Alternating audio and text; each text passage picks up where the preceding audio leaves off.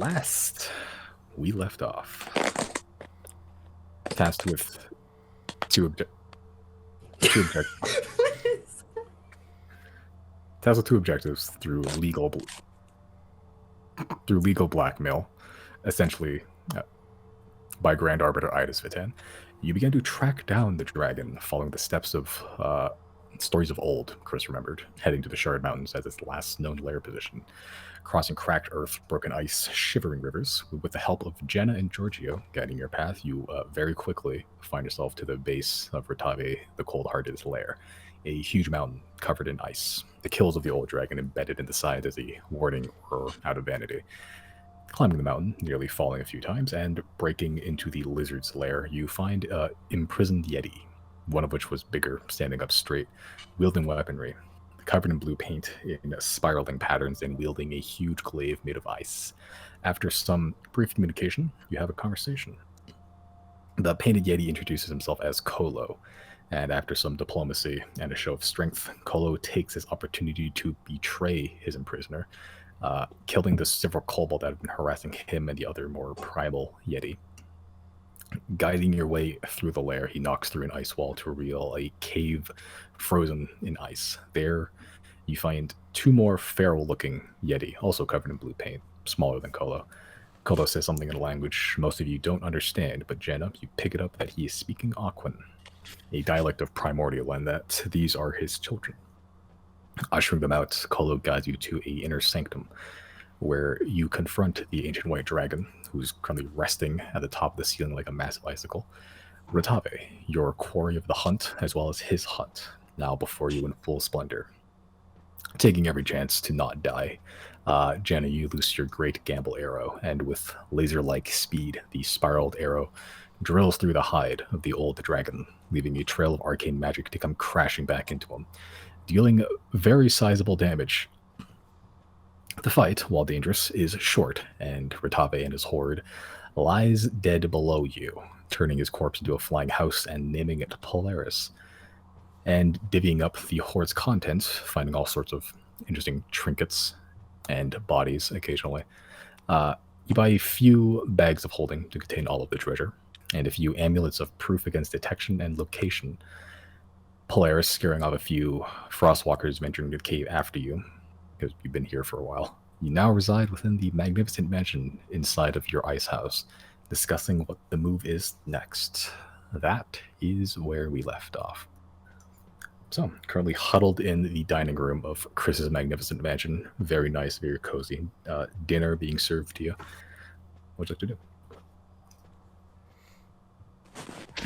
Sleep. I would like to study. Okay. What would you like to study? The spell, non-detection.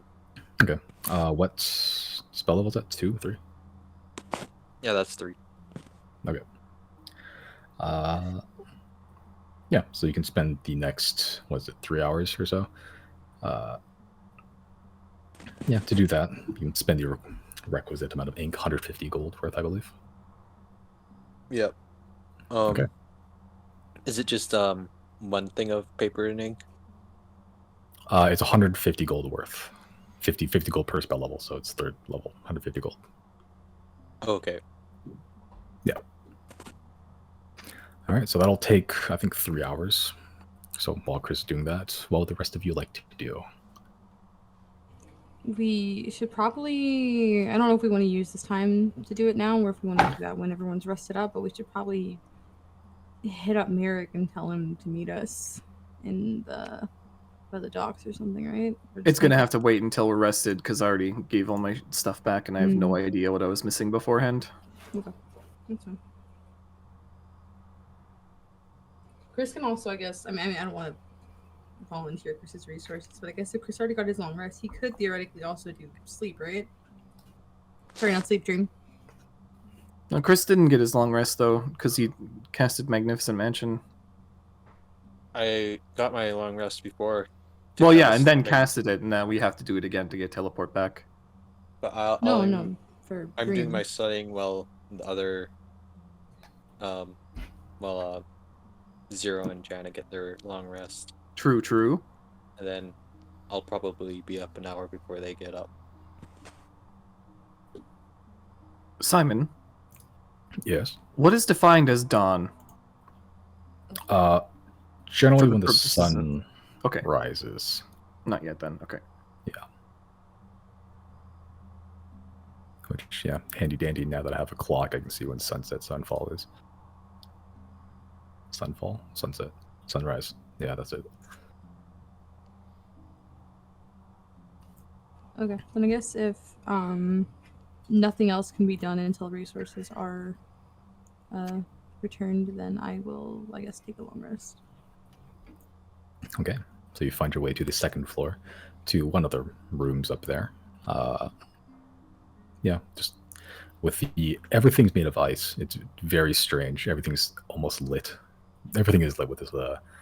It's like these wall lanterns, sort of just half embedded into the wall, with just like a blue flickering magical flame inside. Even in all your rooms, in the dining room, everywhere.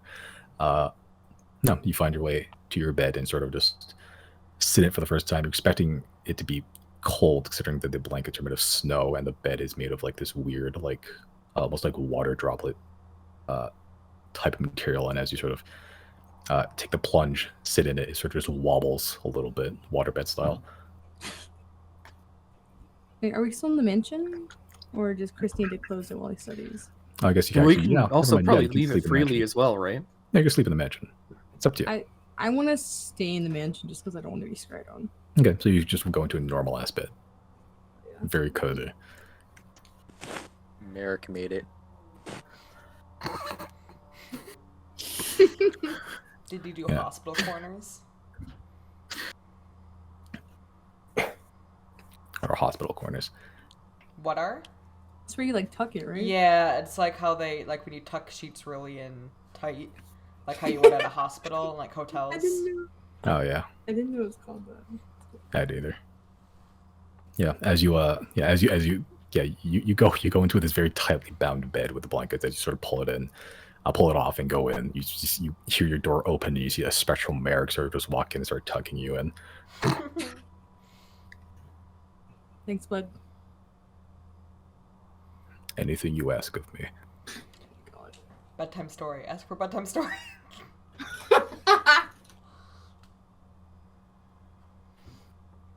This is gonna be awkward when Merrick gets here.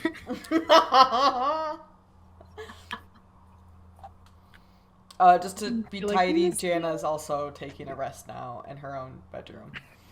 Okay. All right. Riley may as well follow suit. Okay. So, and as you're all, I guess you guys can hear, yeah. Yeah, as you all find yourselves in the bed in the mansion, you eventually all have a nice long rest in a very warm bed, in very AC conditioned rooms. Nice. Simon, Yes. can I retcon really quick? What's up? Before I go to bed, can I scry on Merrick? I totally Okay. forgot to do that. Okay, so you scry on Merrick. He's like, Does that work through the interdimensional thing? Is there like a chance of failure? you have to get out. I'm pretty sure it's only the same Oh. plane in existence, I believe. Yeah, okay. That's fine. Then I'll get out and get into the ice house. Where's the door to the mansion set up at? Like, is it in the ice house? It's at my door for my room Oh, okay. So I guess I'll in come the out. dragon house. I'll come Yeah. out, and I'll do it there really quick. All right. So, Merrick does not know he's being scried on, so a saving throw has to be made.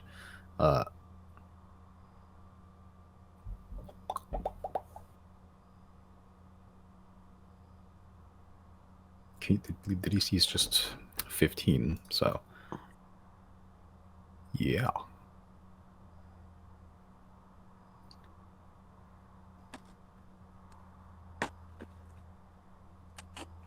Okay. Mm. Hold on. Let me just roll real quick. Just a wisdom mass saving throw. Me? No, me. Oh, Oh yeah, you're good. Okay. All right. So as you sort of just sit there, focus on the orb for a little bit.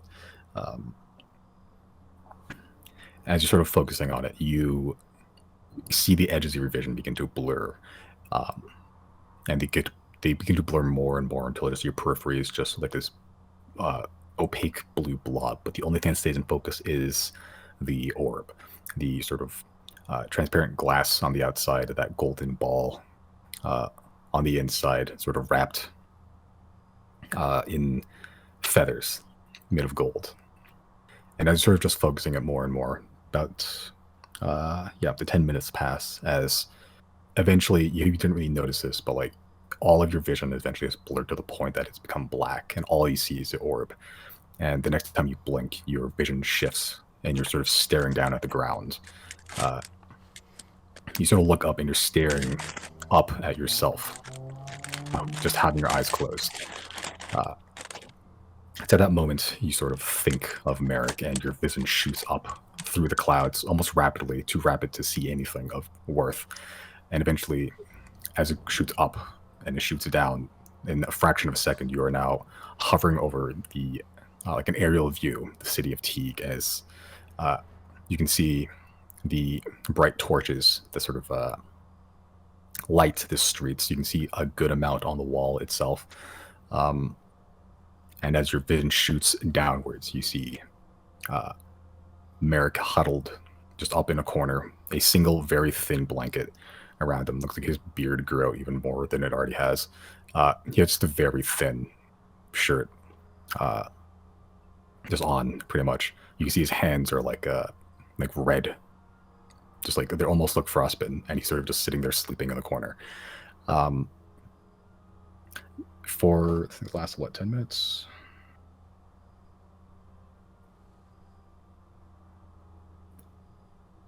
Can I look around, I guess, and see if there's any like obvious guards like just hovering over him? Make a perception check. Huh. Okay. Obvious? No. It is a single hut, like made of snow, with a few like cracks and holes through like where it's not made of like stone or brick. It's just patched up with snow and ice. A couple holes poke through that, but you don't see anything worth out of there. You're there for about 3-4 minutes before you see a guard pass by the open door. There's no door here at all. It's just like an open entrance into and out of the hut straight to the streets, and you see a guard pass by, look in, stop for a little bit before moving on. Another 3 minutes pass, see another guard pass by the door, stop for a little bit, move on. Where is he again? Is he in one of those little like igloo things? Yeah, like he's just in. You don't see anything outside. He's currently just inside one of those like shitty little huts that you've seen like on the way here. Okay. Yeah. Looking out, it is lit outside, so you assume he's still inside the city somewhere. It's not the outside where there's just fuck all. Okay. And it does look like there's like a street, and it is like populated somewhat. You're doing this at like 12:30 at night, so. Okay. Yeah. Does Merrick look sad? Is he sleeping? He's sleeping. He's just sitting there, eyes closed. Doesn't look very comfortable, but he doesn't seem like he's bothered by it any much. He doesn't look very comfortable, at the very least. Okay.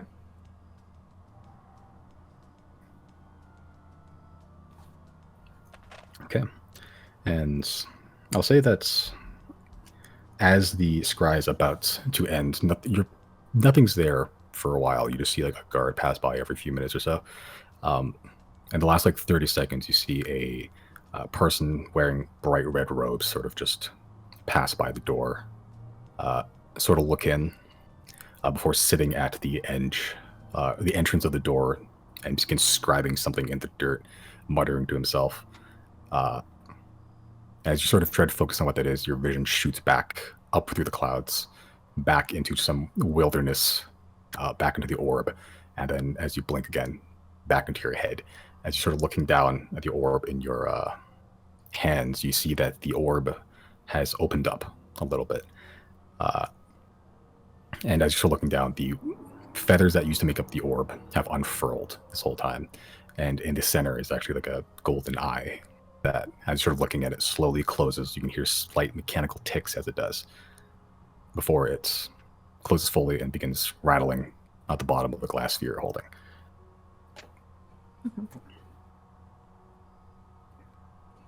Once, really quick, I guess me, Zero, would not know this. I've never had a scrying orb before. Is this like an item? I don't want to like metagame. I guess I'm just worried that if they were scrying on me while I was scrying on Merrick, they like recognized what I had in my hand or something. I guess I don't know. That's fine. Okay. I'll just I'll go back inside and I'm gonna let whoever's awake know that yeah, I checked on Merrick. He's in an ice hut is all I can tell. There's guards that pass by the door every so often. And as my little session was fading, a mage stopped at the entrance and was etching something into I guess the door, or was it like not the door, but like the wall, or was it on the ground? He's just sitting on the ground and just sort of scribing stuff in the dirt. Okay. So yeah, he etched something into the dirt. Not sure what that is, but I guess we should probably speak to Merrick first chance we get. So the red, right? Was that did we notice that on anybody in the castle? Igniter. Yeah, that's what I was thinking. The igniters, there's 2 red-robed people that sort of walked out of the government building as Chris tripped and fell and left. Okay, so all the mages there. So there was no like specificity. I think if it was the igniter, unless he was like hooded, it would have been very easy to recognize him. Oh, you've seen the igniter. The igniter is very, very easy to pick out from a standstill. Okay, so it's just some random mage then. Wonder what's up with that. Yeah. Next time anyone is able to contact Merrick via sending or dream, you should... What's the time right now? At the point of this happening, it's like 12:30. Oh, okay, so we haven't done the rest yet. Okay, never mind. No, yeah.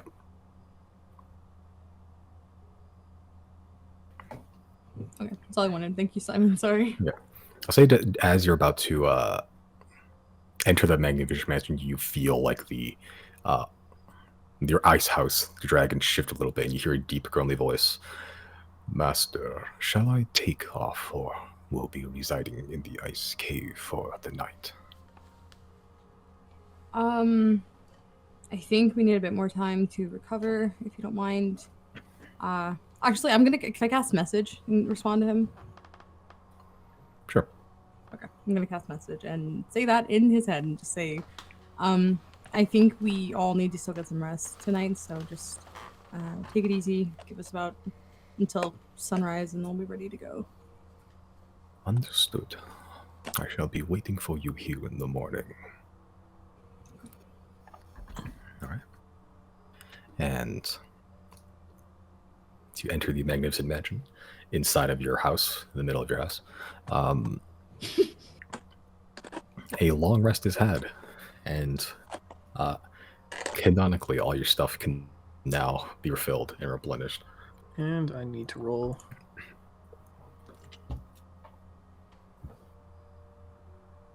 Where's my dice roller? Oh, there it is. Simon, from scrying, I couldn't tell, I guess. I didn't try to take a perception check or anything. I couldn't tell what he was carving into the ground, could I? Mineral. Garbage. Just make with a perception check. Not really. You see him. He was just sort of like using the point of a dagger, sort of just carving something into like the dirt, pretty much in the ground. Yeah, you didn't see. It was like there was no light in the actual hut that Merrick was standing in, and like the light outside, you could see like brief little glimmers of it. Yeah, it was not too well lit in there. Okay. Should I add in the new spell? All right, non-detection. As you're studying that. Yeah, I'll just throw a non-detection on your thing. Oh, okay. Hope it's easy. Okay. There we go. Non-detection. All right.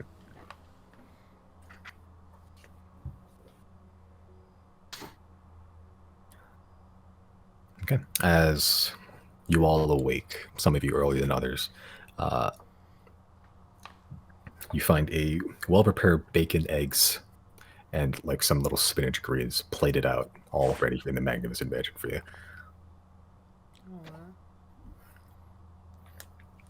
Aw. Ooh, balanced. Thank you, Ghost Merrick. It is my pleasure.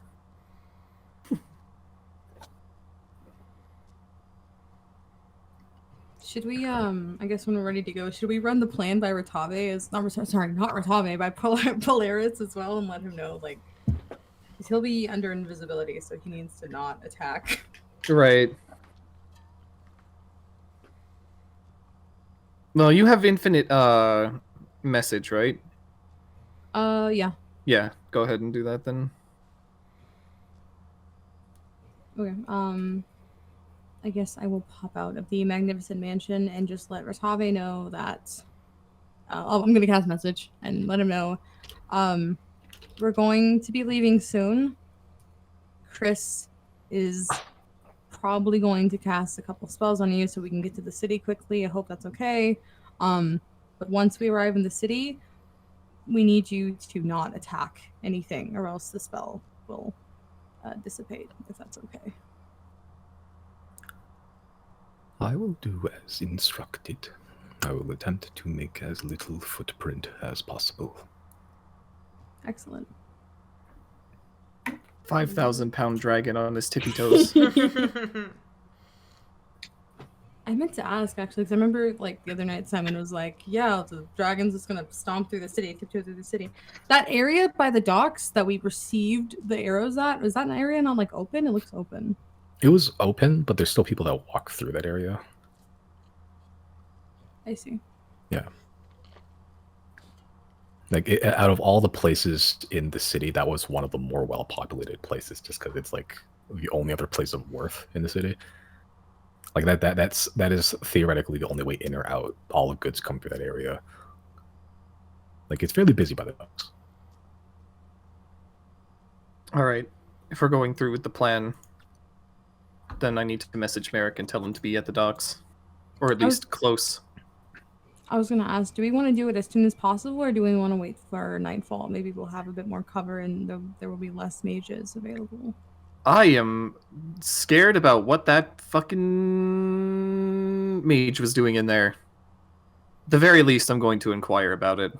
Okay, yeah. Ask if check and make sure Merrick can leave. I'm Yeah. sure you can. I don't know. Yeah, go ahead. I'm gonna preface it by not saying anything about the scrying just yet. Holding up okay. I think I already told them we killed the dragon.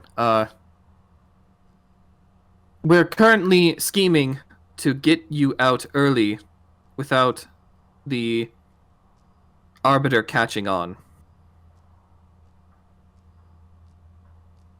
Send message. Okay. You send a message, about To a minute Merrick. passes or so. To Merrick, yep. About a minute passes, just says, well, when you get that figured out, let me know. Okay, so he's fine. For now.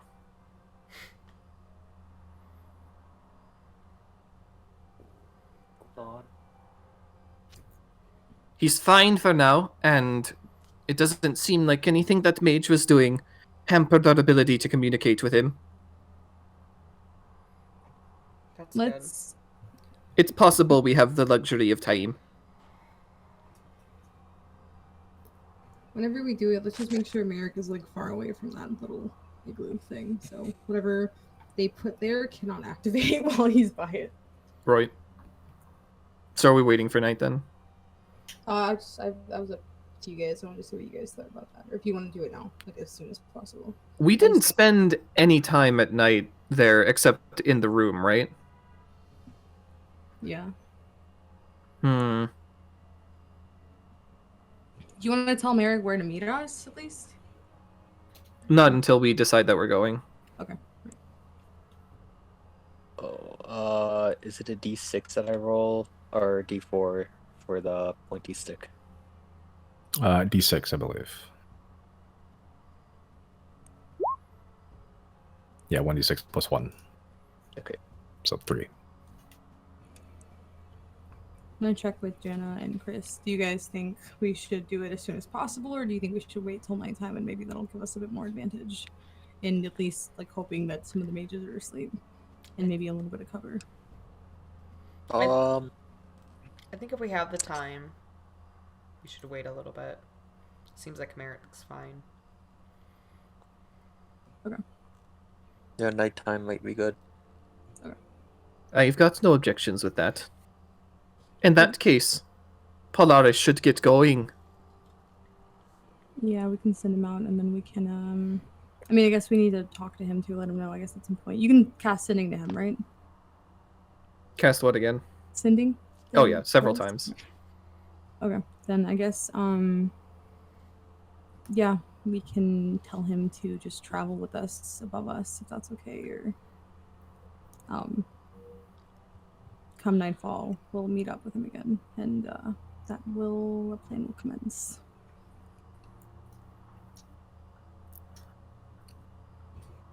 I guess I'm just gonna pop out of the. Do we all have to get out of here? If he gets Well, up with the Magnificent Mansion, are we gonna go with him? The mansion would probably be dissipated by now since we're all long rested. Okay. About, yeah. Then I guess if we're already out, I will cast message and let him know. We're going to be spending some time traveling by foot. Is there any way you can keep up with us from above the clouds and just kind of stay with us while we travel on foot? Out of sight, though. I have been getting accustomed to smelling my environment.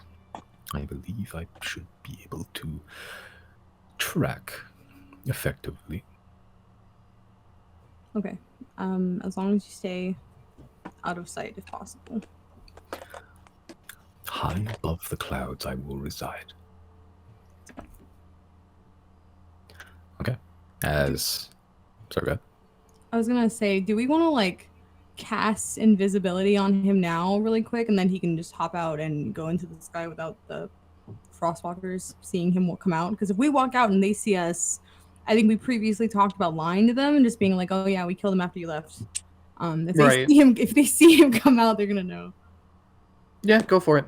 Okay, then I'm gonna use invisibility and just cast it at level 1. And no, sorry, I don't have a level 1. I have it level 2. I'm just gonna cast invisibility one time and on Polaris and let him leave this mountain at least invisible so he can get to the sky safely. Okay. As you all disembark and you cast invisibility, I'm sort of touching the scaly leg, very cold to the touch. You watch as you sort of just slowly, like Harry Potter pulling the invisibility cloak over himself, just slowly just washes over, including the house even. Once he's fully invisible, you start slowly slinking away. Quieter than you'd expect, actually, but you do see like vague claw marks that sort of just trailing up the tunnel that you dropped out of, pretty much.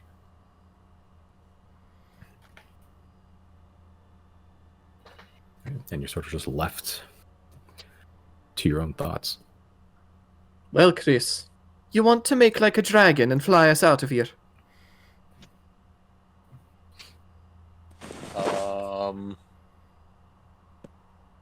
Where are we flying? Out. Oh, like all of us? How else are we going to get out? It's a big climb. I would say, I think before we go out tonight, I think we can probably manage to sneak Chris a long rest in so we can get everything back before we have to do everything. Oh, I thought we were, the dragon was gonna fly us out. Oh, I mean, I had originally thought we were going to just walk out and let the Frostwalkers see us so they don't, if they have any way to communicate with the Grand Arbiter, they think that we're still on the same plan as them. Wait, how are we, Getting oh So like we have to get out of here by foot and just walk back as far as we need to until the day is over, and then once the day ends, we'll go into the bubble. And I don't know if we even have to do the bubble. Just come nightfall, we wait until deep in the night and we do everything then. So Polaris needs to stay in the sky, out of sight until then, and we have to stay on foot just in case there's some way for the Frostwalkers to communicate with the Grand Arbiter from here. That if they like, I'm just afraid if the Frostwalkers were to tell him, hey, the Zodiacs are dead, and then they scry on us and they see we're not dead, they're gonna know something's up. So I was like, okay, maybe if anything, now that the dragon is invisible, they'll think he's invisible. Like they'll think he's dead. They'll think he's dead, and we kill them. We can lie to them, and we can travel back on foot as we would normally, and no one's gonna suspect anything. And we can go tonight and try to get you a long rest in if you need to refill the elves. okay, so we're going outside of the mountain. I mean, or like outside, and then we're just gonna walk down. I mean, yeah, just I guess Riley's asking if you want to help us fly out to make it faster, and then we can just start going on foot.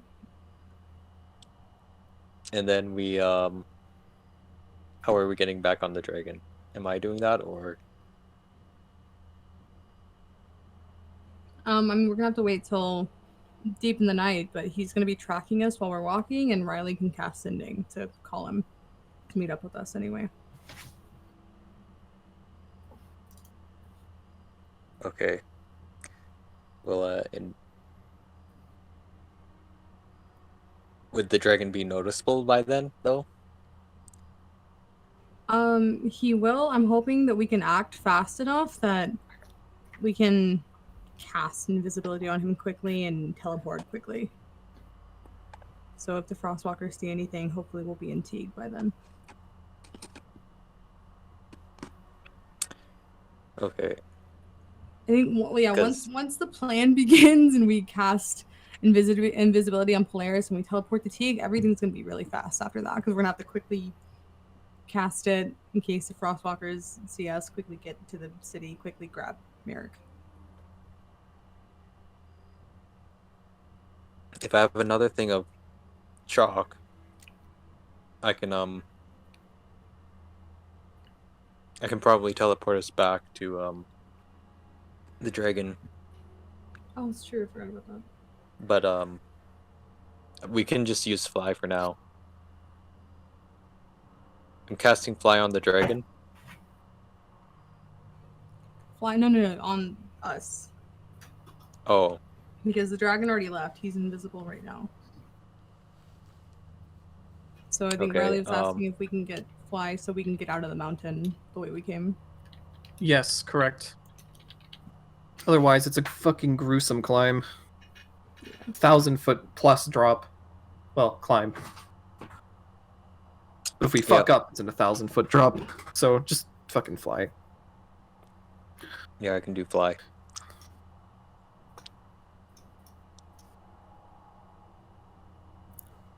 Okay, so you cast fly on yourself, the party.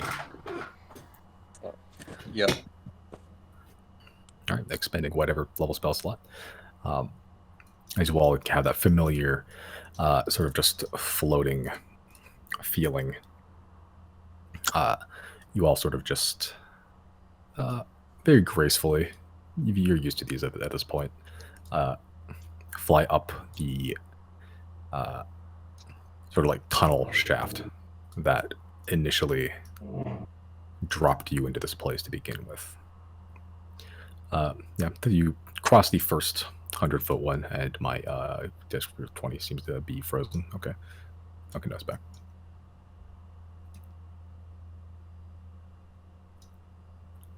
And you sort of fly up the sort of very jagged, rough looking carved tunnel, just gently floating, like passing farts in the wind, just out of the tunnel itself. Eventually arriving back to the first entrance where he met Kolo, the other Yeti that seemed to just fucking murdered the kobolds. And as you're sort of flying, you notice a big streak of light sort of peering through the cave that wasn't there before, for sure. I wonder if that's the door that Kolo got out. Does it look roughly Yeti shaped? You sort of peek out. There's a little crack. I don't know if you can see anything from there, but where there was that weird, where that weird ice wall was, appears to have been like completely gone now. It's now just like piled in with snow, and you can see sunlight outside of it. Probably how the fucking Frostwalkers got in too. Yeah.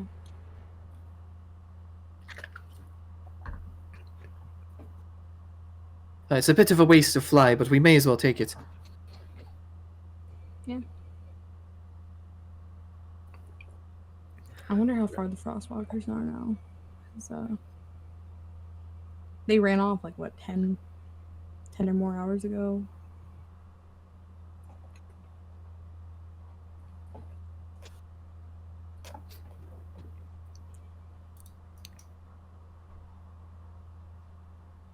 Okay. Are you all exiting? Hmm? Are you all exiting? I thought that. Yeah. Yeah, I thought that was pretty obvious. Let's make sure if there's nothing else you want to do in this cave, or do I have anything else to do? I mean, we could loot the kobolds, but like, what do they have? Oh. Actually, I'll loot a cobalt. Easy enough. They are wearing a loincloth made of fur, like some sort of like rabbit-looking thing, and they have a stick, like a normal ass stick. It's a very hard stick. It's like one of those petrified wood things you saw earlier. Very hard stick.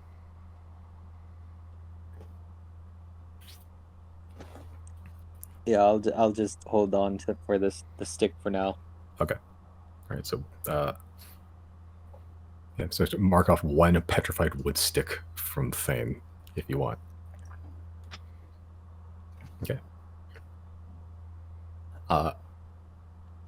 Yeah, as you sort of approach the now broken ice wall, you can see bits of like ice chunks that have been just shattered, and elements of evidence of climbing. Considering that it's even though you have an easy way out, it's still somewhat glad you still fly, because you now see why exactly you missed this entrance, because it's buried under like 30 feet of snow, and there's just like this almost like ramp that's now going up to the surface, and that's where the sun has been peeking through. And sort of gently glide up there, ignoring all of it.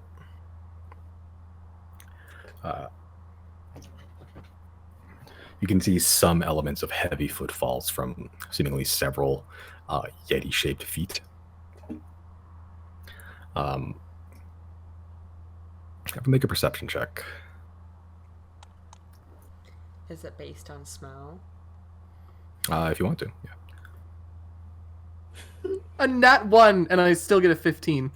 Wow. And of And course, I get a nat 20. the duality of man in a single image. Duality of elf. True. True? Speak the true.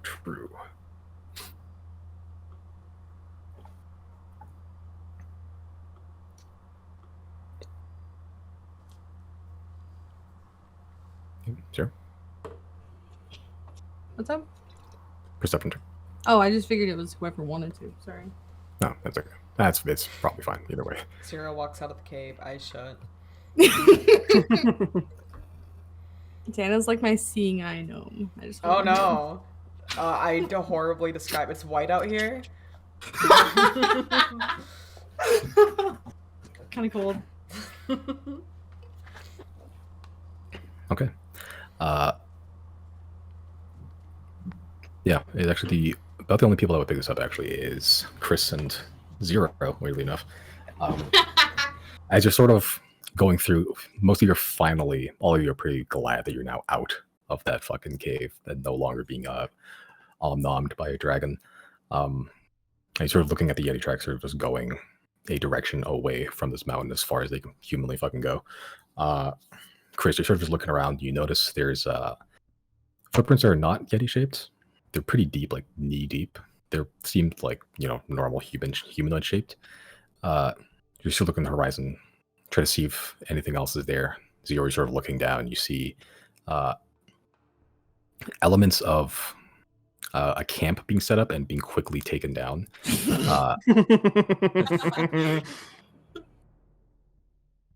And you do see a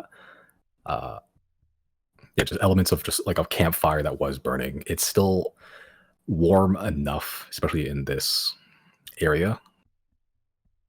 Chris, you do see in the distance that the tracks sort of lead towards one direction, and you can barely see the faintest sign of like a smoke happening from there. Like probably a good couple 100 feet down. Yep, I think our frostwalkers are over there. So avoid that direction. Gotcha.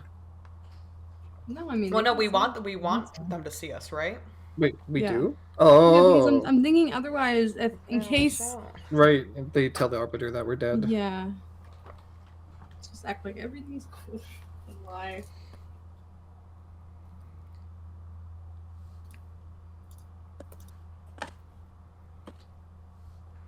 So I guess if Chris or our ranger wants to lead the way, we can head out and head that direction, I guess. Yeah. Let's Okay. go. Okay. As you all start trudging through the snow. Oh, Jesus. Jenna atop Giorgio, who's currently being used like a snow plow, just using those giant bare feet, just blasting through all the snow, leaving a very very pretty snow mist like phenomenon happening. It doesn't take you long to get there.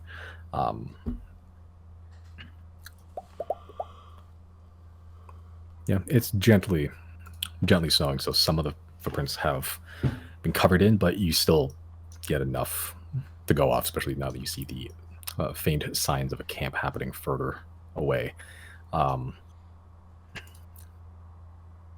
Towards...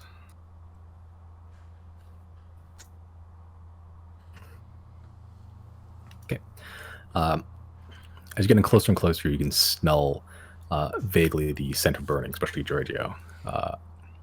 You're about 100 feet away. You can see, not clearly the smoke, but definitely most of you can spot that smoke trail. It's very thin and wispy, strange for a campfire.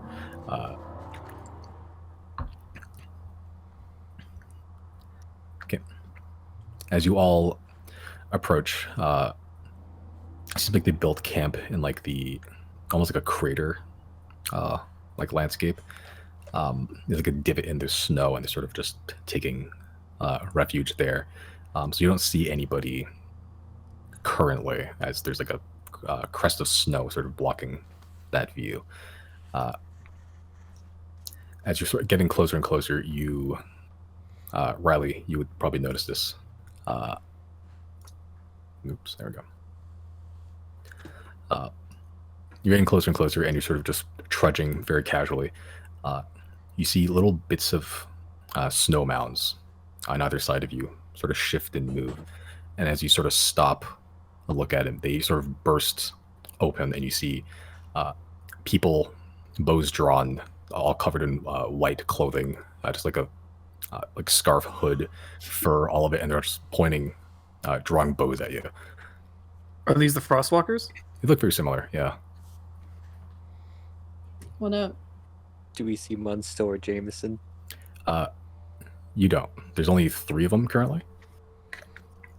And as you sort of just stand there, about 10 seconds pass, they sort of look to each other. You see one of them do like a weird, cool-looking, SWAT-looking hand sign, and another one sort of just trudges towards the camp. Follow them. Do they have their faces covered? They do, yeah. I mean, it's cold out here. I don't know if you're knocking that against them or not.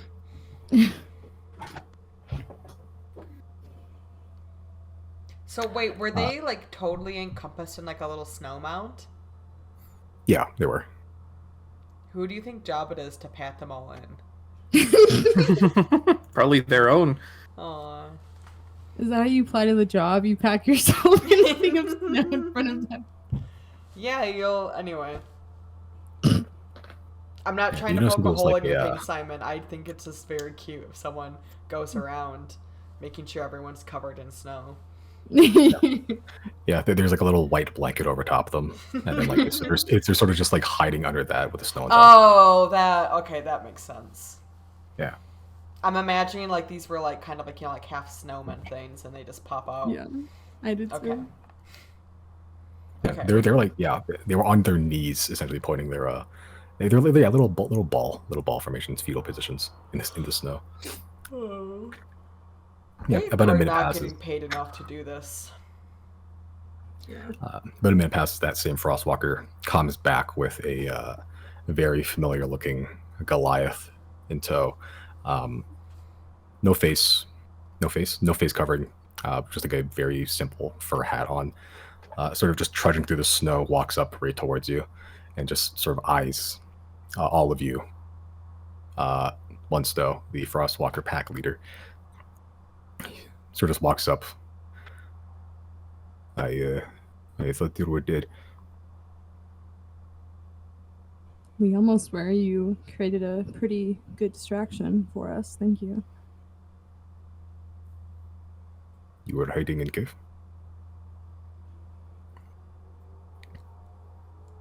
Yeah, trying to get a advantage on Ratabe. We were waiting for him to be distracted.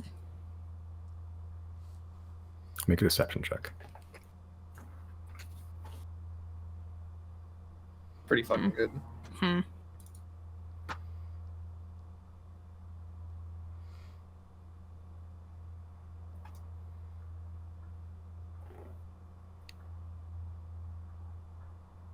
He sort of just looks at you, and you see he squint his eyes a little bit. Mm-hmm.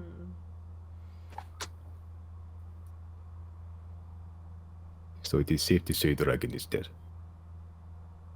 Yeah. So it is doubly safe to say that Horde is now easily accessed. I mean, we figured we're gonna bring everything back to the Grand Arbiter, right? I'm not assuming you guys have the space to carry a horde as large as that one. No, but we were going to count. Gotcha. You have Horde. I will turn and look at Riley.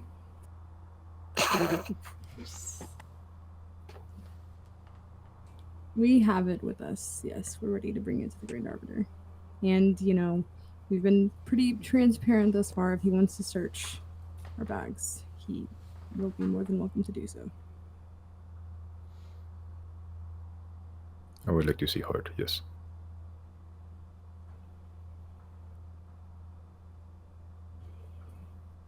I will look at the people who have the bags folding. Riley turns his bag of holding inside out. Do we Okay. each have one now? Yeah, all three of you guys. The whole But they thing don't know in that. town- They don't know that though, right? Because we bought those when we were down there. Yeah, that's true. So it's whoever wants to. I don't know. Okay, Riley, you turn your bag inside out, dumping a shit ton of gold out. I don't know how much, but a lot of gold. A couple pieces of platinum as well. Like it like almost like a clown car Looney Tunes, almost comedic amount of coins drop out of this like single duffel bag. I think I got personally, some like 20,000 from that. It's just a lot of fucking coins. It's like Yeah. it's like up to your height as you sort of just like almost have to climb the pile you're making as you're making it, just like so it doesn't all fall over. Guys. Like Munster's not even in view at this point. Sorry, lads. We had to use some of it to buy this bag of holding to put it all in there. So, have fun counting, I guess. And, he's going to imply that that's all there is. Make a deception check.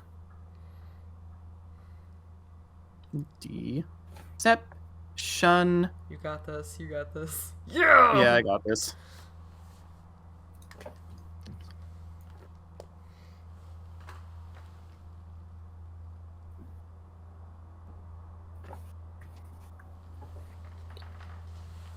Yeah, as you see Munster sort of peek his head around the pile that you've just made, and he sort of squints his eyes at you. He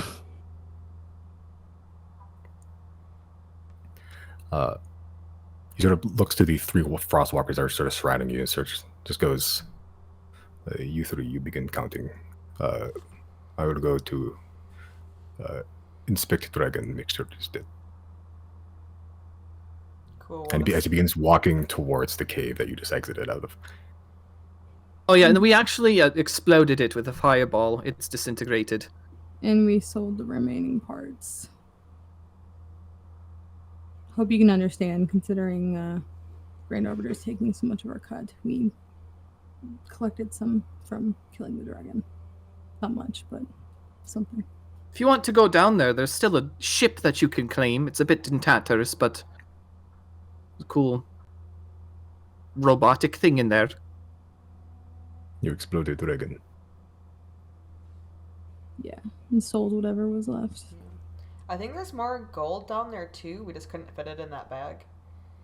Yeah. So we figured whatever we took for the dragon is also down there that you guys can take. Kind of hard to be extremely thorough when the whole thing is covered in ice. Yeah.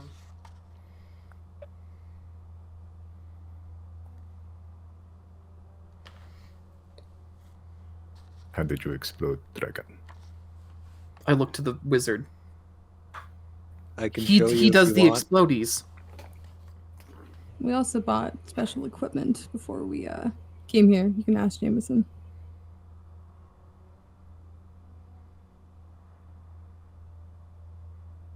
He sort of looks towards you, Chris. Show me. Do it a little bit far away. Yeah, I'm gonna back up. Unfortunately, I don't have that prepared yet. But when we see you next, I will do it. I can give you a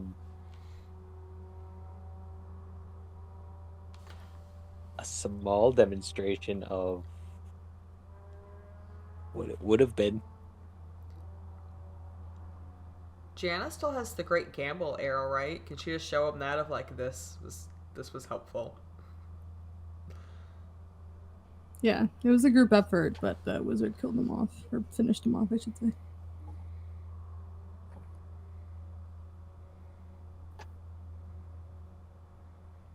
You have to bring in the big guns for a big dragon. Yeah. I guess we should have been shocked that we really went in guns blazing. As you sort of pull out the Great Gamble arrow, he sort of walks towards you and sort of looks at the arrow, squints his eyes at it. He sort of holds his hands out to try to almost reaching for it a little bit, but he's sort of just waiting for you. I guess I'll let him touch it.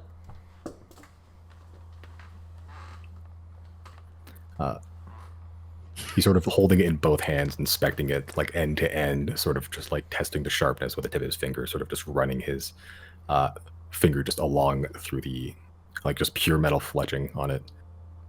I mean, this didn't kill him in one shot, but I feel like this took chunks out of him in one go. Yeah. It was a slow tear down. Simon, where I know Munster's like right next to Jana right now. Where are the other Frostwalkers? Like behind the mound of gold? They are currently around the mound of gold, just like counting like systematically. They have like a little neat piles, as neat as they can be in the snow, really. How many of them are within eyeshot of like me? Like 2.5. Okay.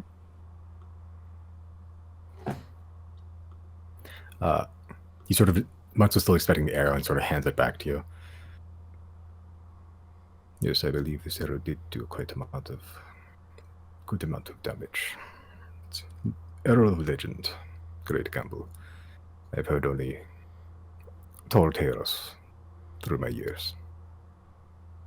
If it is as you say, then I have no reason to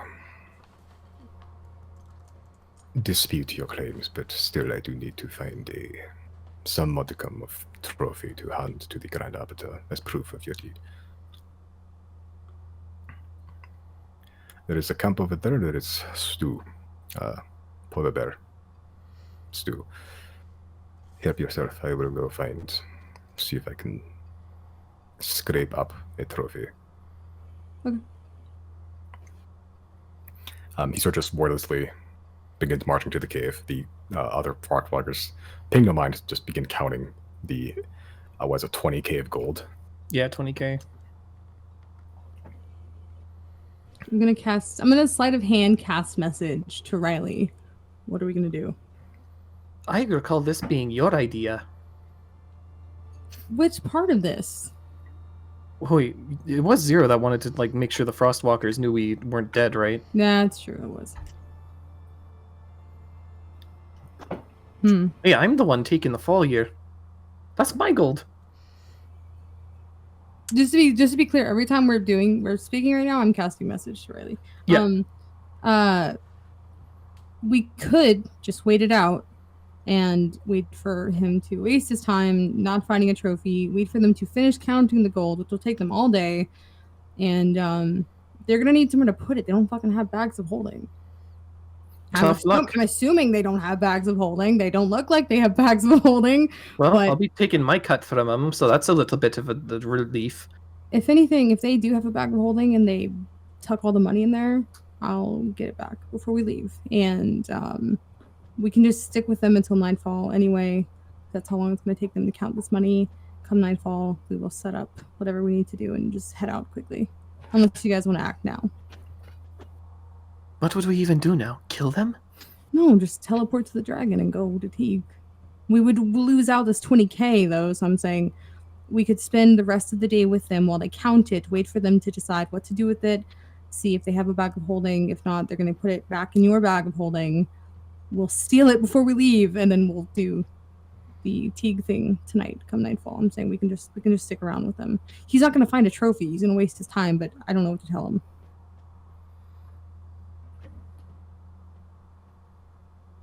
Did he say polar bear stew?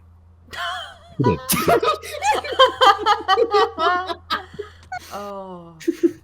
Chris say that? Yep. He's like rubbing his hands together. Ooh. I know this is the communication is only going on between Riley and Zero, but I like to imagine like Chris just popped in the middle of this like chat. Like Yeah, he's like somehow like telepathically linked to us, like, oh man, oh boy, 3 a.m. He just joined the private Discord server. How did you get here? Oh my, wrong number. I wish I could do that, like add everyone to a group chat here. I can do that. I have telepathic bond. Oh, is that like literally like a group chat? It's literally a group chat. Yep. That's funny.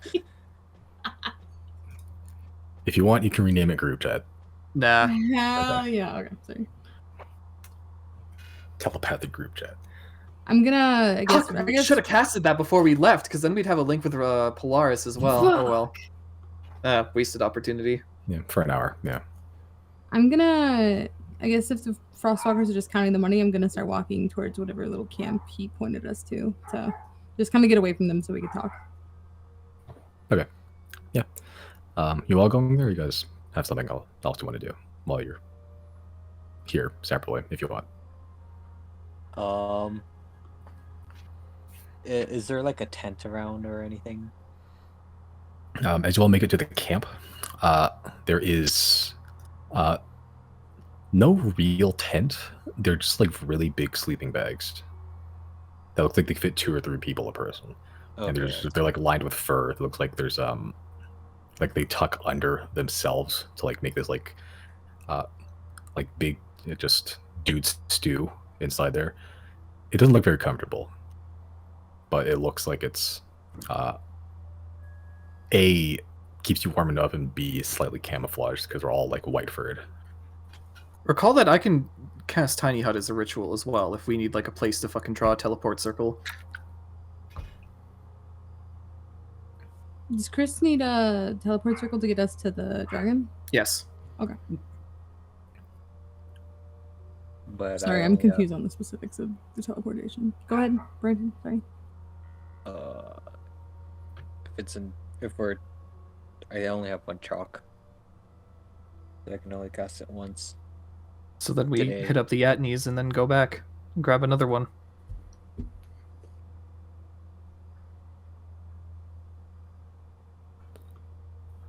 I mean,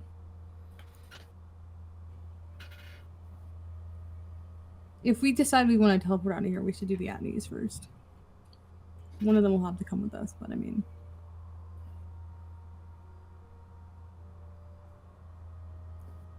I guess if I was gonna call him Colo. If Munsto went inside and he's doing that, the rest of the Frostwalkers are left to their own devices. They're not paying attention to us, right?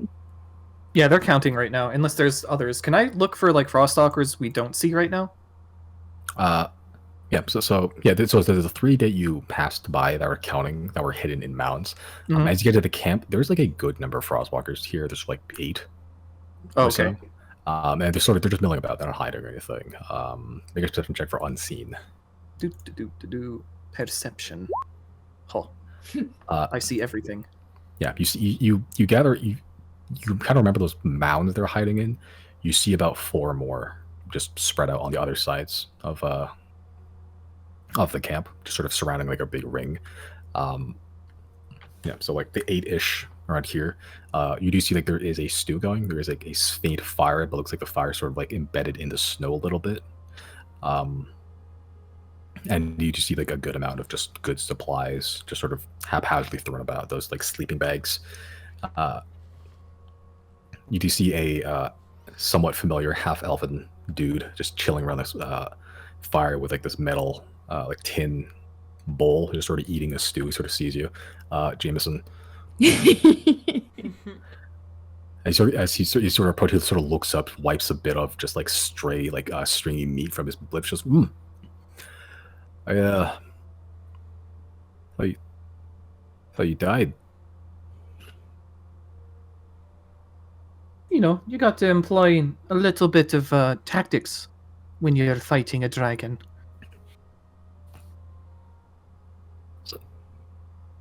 So I saw the dragon. You killed that? Mm-hmm. Yeah, we're standing here, aren't we? It was fucking rough, man.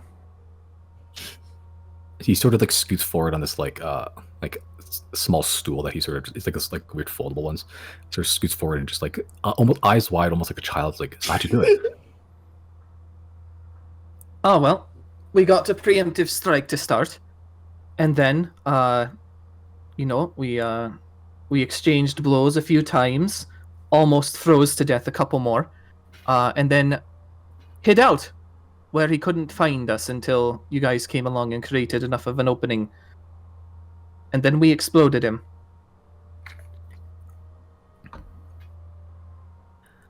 Did you save anything, you know, like a souvenir, like tooth, claw, scale, and Oh no, any salvageable parts were sold to our benefactors.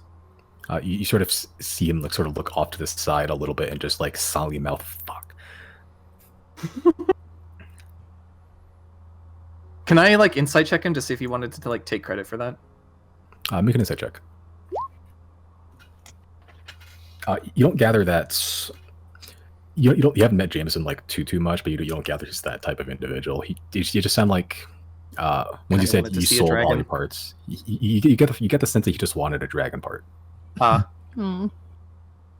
You know, there's some stuff down in the cavern still. It's some miscellaneous things from his hoard that we couldn't really make use of. If you ever want to see an entire boat just stranded in one spot. He sort of just like rises and just like throws the sort of bowl of soup, the stew you had, just sort of on the ground haphazardly. Fuck yeah! And he starts like marching towards the cave with a single-minded purpose. As he's heading that way, and I guess walking from the Frostwalkers or away from them, the camping ones, I'm gonna ask him, hey, I'm just curious, how the fuck were you guys ever expected to get all that gold to Teague? That's a lot of gold. That's Munsto's thing. I don't know. Talking with the Igniter about something. Apparently, they have something to do. We were just here to watch you, and then just just make sure everything's on the level. And if you kill the dragon, I'm going to go seize this little lair that is made for itself. I don't think a lot of people can do that. Okay. He sort of just smiles, like you can see like the childlike wonder in his eyes as he sort of begins walking towards the cave. Just pulling up his hood, putting a little scarf on. I'm gonna Sort of- cast. Sorry, go ahead. You just left your devices in the camp. There's still a couple like people just milling about. A couple of frostworkers just sort of staring at you having a conversation, but they just go back to doing whatever they're doing. Some of them are just fletching more arrows. Some of them are just feeding the fire. They're just milling about. I'm gonna cast message and tell Riley. Jameson said that they have some way for the igniter to collect this gold with them. I don't know if he'll be teleporting here or whatever the fuck that means. I don't know if they have a bag of holding. We might just have to call it a lost cause and dip. Well, if anyone's going to take the fall, I suppose it's me. I like making my killing doing fishing. We can talk about that later. I don't know. We'll figure it out. I'm gonna cast message to Jaina and Chris and tell them the same thing, about the igniter and what they think we should do, because once they get done with counting that gold, I don't go. And I don't know. We previously talked about waiting until nightfall. What do you guys think? Yeah. I like my 75% cut. You like your what? My 75% cut, as was the deal. Or my 25% rather. I think once these guys are off her tail, I think we just remember how much it was like total, so we'll take that out and then re-divide up what everyone has. Yeah. That sounds good. We can do that. Well, if So we're you're going not to abandon literally the gold, taking- then we're we like, should get we're out of all- here right yeah. now. What was that, Josie? Wait, what did Bowen say? If we're going to abandon the gold, we should get out of here right now. Yeah, okay. Yeah, this is their problem now. Unless you wanted to try and take it back, offer to put it in your bag of holding and try and swindle them out of it. See, it's what I'm saying. I don't know what... I asked Jameson. I don't know. He didn't give me a clear answer, obviously, but he said they had a way to get the money back to Teague. Something about the igniter in Munsto. I don't know what that means, but that could mean that the igniter is coming here through magical means, or that... I could just read his mind. We could just ask him straight up. Like, we can just offer, do you want to put it back in the bag of holding? Yeah, Save we're everyone gonna- the hassle, quote unquote. He's probably going to want to talk to us when he gets back out here anyway. He's not going to Yeah. find anything of the dragon there. Yeah. Okay, Okay. I guess we can wait around until Riley can do that. Okay. Right. So, as you're sort of just waiting around, cozying yourself up to the campfire, none of the Frostwalkers want anything to do with you. And they're sort of, despite you being like the main focus of their entire job here, they're paying very little mind to you at all. Like, they're sort of just, they're not like looking at you just like with disdain or hate or anything. They're sort of just pretending you don't exist, as if this was just, fucking like Sunday morning, whatever. Yeah, and they're sort of just buzzing around doing their own things. Occasionally, some of the people in the mounds would get too cold and just come back, and then another one that's at the camp would just replace them and sort of just like find another spot, sort of lay themselves on a blanket and sort of just like roll and like tuck themselves in like a dog, and just sort of just bury themselves in the snow, like a tick in the snow. It's kind of weird. After about an hour,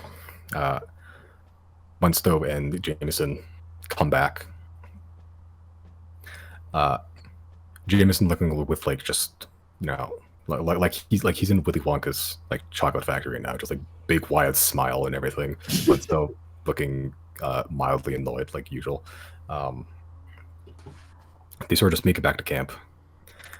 Jameson just goes, "Yeah, there's a good amount of stuff. There's like a metal man, a lot of empty chests. Wow, cleared out the place, huh?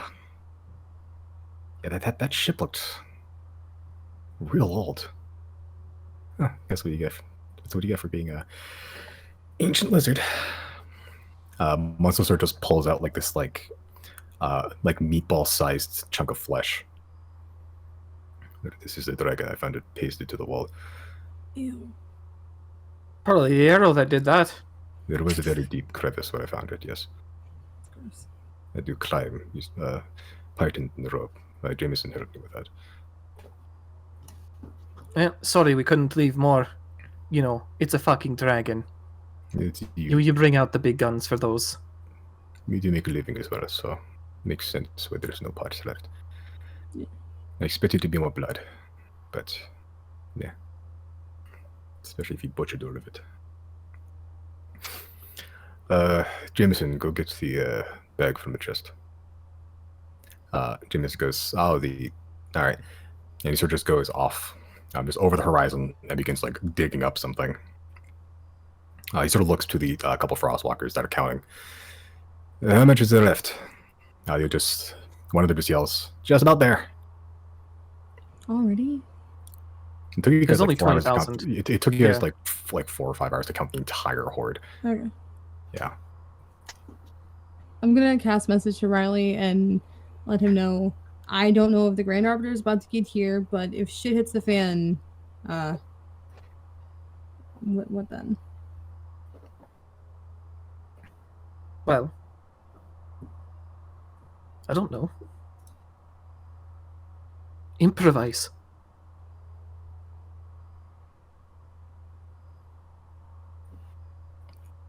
Jameson eventually arrives with a very similar bag that almost all of you have now. A bag of holding with they're very similar shapes. The like duffel bag. There's like a face sort of drawn on all the bags of holding. It looks a little bit different. Sort of hands it to Munsto. All right, I believe they should have sorted out 1/4 of your reward. I'll be putting the rest here. I sure had. you I don't remember how much I had on me before. I'm thinking it was somewhere around 100. I think it's just say 20k. Yeah, so yeah, 20k for simplicity's sake. Right. So I'll bring that down to 5k then. Okay. 21k, so 5.5k, I guess. Sure.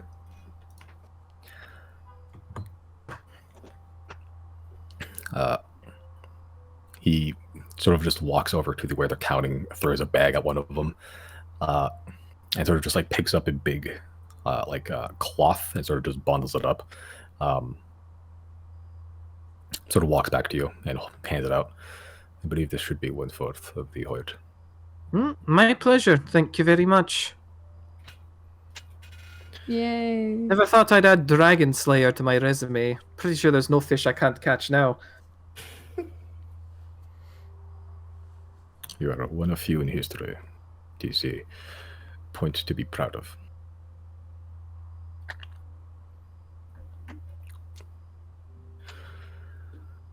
Well, will you be staying on camp or will you make your own?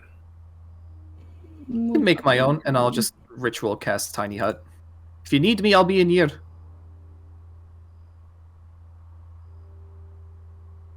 Okay. Are you all going to Tiny Hut or just Riley's for now? Well, Riley has to stay in Tiny Hut for it Yeah. to stay up. Yeah, I'll go in Tiny Hut. Yeah. He sort of asked one of you that's still outside. I'm pretty sure inside's soundproof. I could be wrong. I don't know if it specifies. I'll read right now.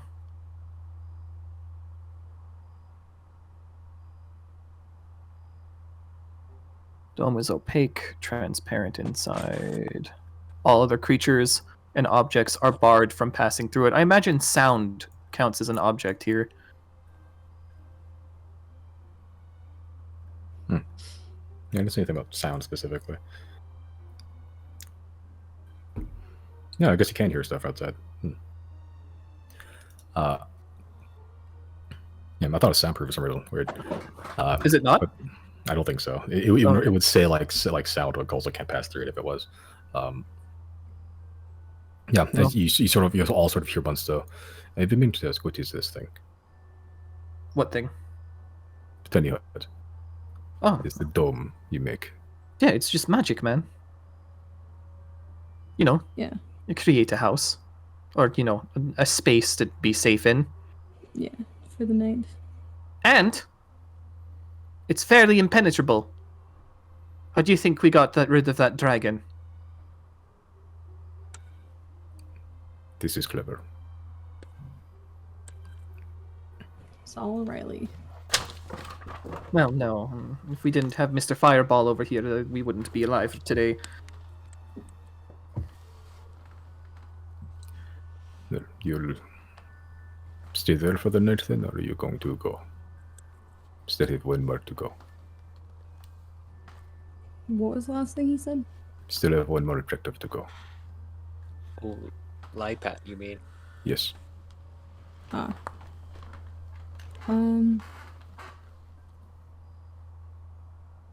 Look to the game. Is he asking us if we're gonna stay in this tiny hut or if we're gonna set up camp somewhere else? He's asking if you guys to stay the night. Just here, doing nothing, Oh, pretty much. like with them. Me as well. Oh, with them. Yeah, like so right next to their condescendingly. fires. You can stay there if you wish, just, you know. There is, time is somewhat of essence. Yeah, that's fair. I guess we will be, I'm not gonna go in tiny hut just yet. Okay. Did I, I'm sorry. I'll let you carry on. Well, you will stay here until Reynolds, then, I guess. We'll follow when you move. Sounds good. Peter just walks to the campfire and just starts getting himself a big old bowl of polar bear stew. Did I see where he put that bag of holding? He just has it on him. Okay. Yeah. He threw it to those guys. They stuff it all in as best they could, and he just has it, pretty much. How big is a bag of holding? It's a It's duffel like- bag, or not yeah. a duffel bag, but like It's like a fairly large shoulder saddle bag. purse. Yeah. I say duffel bag, but you know it varies from place to place. But it has like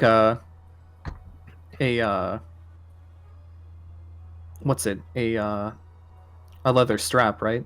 Yeah, you can wear a bag of holding. Yeah. I'm gonna I always cast. thought of mine as just like a little sack.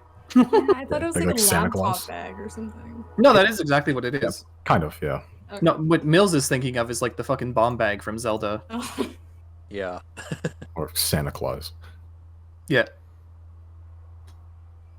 I'm gonna cast message to Riley, and I'll do it to Chris as well right after, I guess, just because they're. I'll do it to Jana too. I don't doesn't matter. Can you also Um, get Giorgio in on this? Thanks. Yeah, I'll cast it too, and just let everyone know.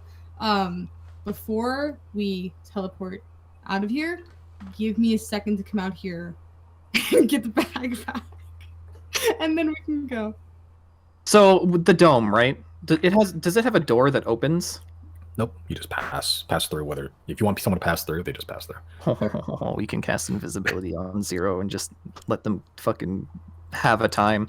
Is Munso within 30 feet of us? You can see through the dome, I believe. Yep. Because we could add Pass Without a Trace onto that. About yeah. He's not that far. You made the dome like in the middle of fucking camp. Okay. I will stay out here at the campsite until, like, I know it sounds dumb, but for the rest of the day, until everyone goes to sleep, I'll just mind my business here with Isaac, and I'll wait until I see a general area where Munsto's going to be sleeping. Because I would imagine if they like stay hidden all day, they probably sleep hidden too. So I just want to kind of just keep a general eye and see if I can get an idea of what area he's going to be in when everyone goes to sleep.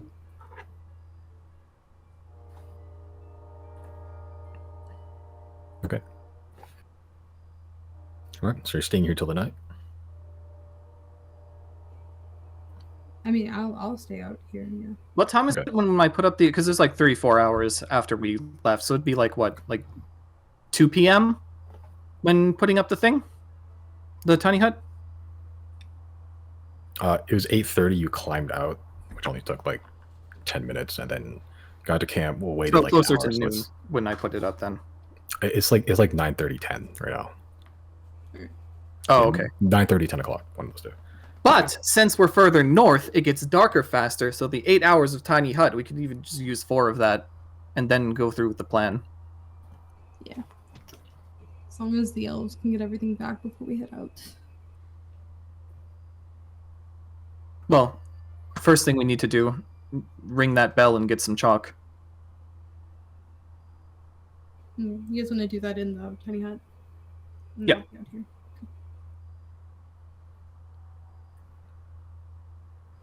Okay. All right. Ring that bell. Who would like to enter? I would. Okay. I can't because if I leave the hut, it dispels. This is true. Yeah, and I'm by the campfire. Okay. Jenna? Sure. Okay. Chris and Jenna, you enter the confines of the Emporium. Zero is sort of just milling about like everyone else is currently outside. Munsto is currently just enjoying it's actually hard to tell if he's enjoying it because you're just chewing it lifelessly while staring at the fire. And Riley, you're literally just sitting there inside the dome. Can I read his mind through tiny hut? Magical effects can't go in or out of the... True. Okay. Yeah, that includes you as well. So you can't sit there and shoot things from the safety of a tiny hut. That'd be broken as fuck. It honestly would, yeah. Yeah. That's why they made that description. But Chris and Jenna, you enter the Emporium. Nice, not cold. Orville still standing there. He sort of like perks up as you enter, just like straight into his back. You can still see the little like yellow flower that he has around his lapel. The sign of friendship that you've given him. And sort of just as you enter, welcome to the Emporium of Potions Importance. Is there anything I can do for you today? I'm gonna be right back really quick. Okay. I would like to get some chalks for the spell teleportation circle. A common goods item. How many instances of teleportation circle would you like? I would like to try maybe three That will be things. 150 gold pieces each. Sorry, total. 50 gold each. 150 gold total. With your newfound spoils, this should be mere pocket change for you. Okay. As he sort of just goes to the back room, pulls out 3 very like light purple, almost lavender chalks. You can see as he sort of holds up to the light, they sparkle, gleam a little bit as they hit the light and they refract different directions. Very cool looking. Thank you. Will that be all for you? Yeah, for now, I think that's all. Very well. Miss Chana, is there anything I can get for you today? I just came for a social visit. I know it's been like 5 shouldn't- minutes, but... Shall I put on a pot of tea? Sure. It has been quite some time since our last conversation. True conversation. If you could wait for me upstairs in the reading area, I will bring up a fresh pot of tea. Sounds good. Okay. As you sort of walk up one of those little black iron, very well decorated, just spiral staircases up to the reading area. Just a simple coffee table, a couple chairs, lot of books up here. And eventually, about 3 minutes pass, and Orville brings up 2 teacups, pot of tea, and begins pouring it for you. It's like it's like a light yellow. It not quite golden piss, but it's like a light tinge of yellow. This is a tea gathered by Quincy when he was roaming around the eastern parts of Kabe. Eastern tea. Jasmine, I believe they call it. Delicious. It is my favorite. Is there any topic of discussion you would like to discuss? Nope, just wanted to catch up with my good friend. I won't make you roleplay this, Simon. Yeah. For as long as you'd like, you have a pleasant conversation with Orville, just back and forth. Forever, however long as you like. Normally, Orville would be like, sort of be all business, but for the first time in a while, since like the last time you saw him, like yesterday, he seems very relaxed. Aww. And Oh, seemed I like, lied. Jana has one conversation question that I want Sure. to hear Simon answer for. Orville, what was like your worst customer experience here? Like of someone coming into the store. Oh, there is one fellow recently. I don't wish to divulge his name, but he's very particular about spell components. He's somewhat of a tinkerer, I believe. Was various gizmos, gadgets. He wanted one very specific item from one very specific region. What was I the don't know part the and details. region? Do you remember? No, I don't. It was to go. And frankly, I prefer to forget that experience. He was almost frantic, manic. It was I wish to help, but he seems to not wish to be helped. Oh. Do you know what he was making with it? Like what the parts were for? No, it was I don't wish to pry into the details of customers, only that they don't bring about undeserved and rampant harm upon those who don't deserve it. Noted. He was speaking frankly, he does seem a little bit leaning onto that side of the no-no zone, if to speak bluntly. What did you say specifically, Simon? He was looking, I know Orville didn't know specifically, but like he was looking for a part from a specific region? Yeah. And you said he was a tinkerer? This is, You I'm know assuming somebody this who is fits that Mondo. bill. Yeah, this is Yeah, that's Mondo. exactly what I was thinking. Especially if they're frantic. Like, we can't confirm, but like this sounds like a familiar guy. What happened? We most likely, so I asked Orville what the worst customer is, and he explained a recent though, of a frantic tinkerer guy looking for very specific spell components. And we think this is Mondo, but we don't know like what he was looking for or what, but he seemed like manic. Interesting.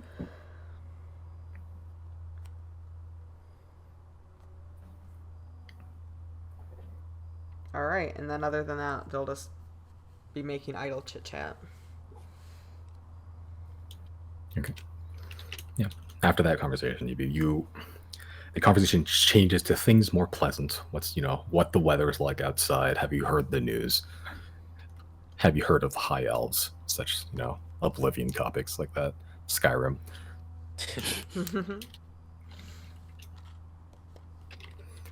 All right.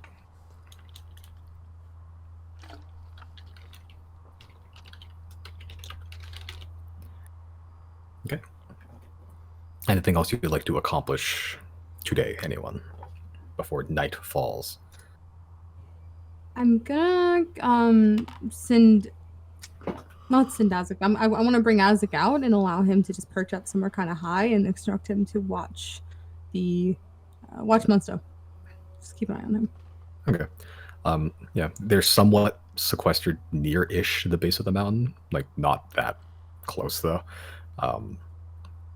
So he can perch up on some of the cliff, like rock face cliffs, but he's gonna be fairly far away. Yeah, but you can try to keep it out from there. Yeah, Make a this is perception check with Isaac. That's 17, I think. Okay. Yeah. You just double check to see what his vision's like. From his viewpoint, where he's not like flying over all the fucking time. He's pretty far. He knows which one Munsto is, but he's like a vaguely humanoid speck in the distance. He's just trying to keep track of it. Yeah, as long as he can make sure I just want to know where he is when he goes to sleep, I guess. I don't need to watch him closely, just a general area. Okay. Is Riley in the... Oh yeah, he has to be in the tiny I hut. have to be in. Yep. Okay, I'm gonna come inside and I'm going to his bag of holding is empty right now, right? No, mine has 5,000 gold in it. Okay. You can fit all the rest of that in. I know, but I'm trying to instead of stealing his bag, I wanted to switch it with an empty one. Oh, well then just take my gold. Where do we put where do we put your gold at then? To be fair, we've carried like more than several thousand gold on us multiple times before we had bags of holding. Haven't we? Yeah. Like 5,000 gold isn't it's still a lot, but it's like the limit of what's manageable by just normal carrying around on your waist. Okay. Then yeah, just give me the bag and I'll swap them out tonight and get you another bag back. Sure. That'll probably take a small while to get done. Should also try and do it as stealthily as possible so they don't hear the clanging of coin. Yeah, that's fair. I bet you can just tell them you're sorting it up for us. True. So I saw Munsto with the bag of holding. Does it look like our bags, like exactly? There's like a face sort of like embroidered into like the flap. Like it kind of looks like a face. Most bags of holding. The face on his was slightly different. Like yours just looks like a regular humanoid face with like some like fancy decorations. His looks like it's still a humanoid face, but it has like tusks coming out of it a little bit. Minor illusion. Yeah, it's true. It's a quick fix. Would that count as an action to dispel invisibility though? Should we do Yeah. that before? Okay. So would Zero be able to like recognize the pattern there, or? I mean, I plan on stealing it while he's sleeping. That way, when he wakes up, he will not immediately like if for some reason he wakes up and he looks around or something, he's not immediately alarmed because he has a bag next to him. I'm sure he'll assume it's his or something. I'm just hoping that at nighttime it will pass as his bag until we leave. Right. So I don't know that I have to cast anything to make it look like his. But it does dispel my it does dispel my invisibility. And I don't know how long minor illusion lasts even. A minute. Yeah. Oh, well then if he's sleeping, there's no fucking point. Would he even be sleeping at that point though? Because I casted Tiny Hut at like 10 a.m. and it'd be like it dispels at 6 p.m. So I don't think they'll be sleeping at that time. We'll just have to see. I guess if anything, come 10 o'clock, Riley can take a long rest if you want to, and then at midnight we can. Huh? I can just recast. No, I was gonna say you could get a long rest so you can get anything. The elves could take a long rest at like 8 o'clock. That way, come midnight, hopefully everyone will be asleep and we can go to Teague. And at least the elves will have all of their resources back. Because I'm down one spell slot. I don't have a lot to work with, but you guys are like most of the spells. I'm only down one spell slot as well. Okay. I Either can way, go ahead. technically still do it if we do it right away. I mean, considering the first 4 hours are going to be uneventful anyway, I think, Yeah, it's up to you what you want to do for the rest of the day. I'm letting everyone know right now. I'm probably gonna hang around out here until deep into the night until everyone goes to sleep. Then I'll probably pretend to go to sleep with them and play it by ear. And right before we're about to leave to go to Teague, I need a heads up so I can go run and get the bag. all right. Well, let's see what happens around 5 then. I guess Riley will get his spell slot back. He'll take a long rest since it's short. Okay. Spending the 4 hours to do that. Okay. All right. So, as you're taking a long rest, that'll end around 2 o'clock ish. Anyone else want to do anything in the meantime? I don't think Okay. so. Just I'll have some stew. wait and- until everyone's ready to go. Yeah. We've divided out all the gold into the different other like satchels and other bags of holding, right? I guess yeah. If we took the 5,000 out of your bag, we can just say that we put it in Jana's bag for now. Okay. Just keep a note of it, and I'll make sure to, because that's coming from your cut, so we'll put it back in your bag of holding when I get it back. I'm just gonna keep mine on my thing because it's coming back to me anyway. Oh, okay, then yeah. As long as I can have the empty bag of holding. Yep. All right.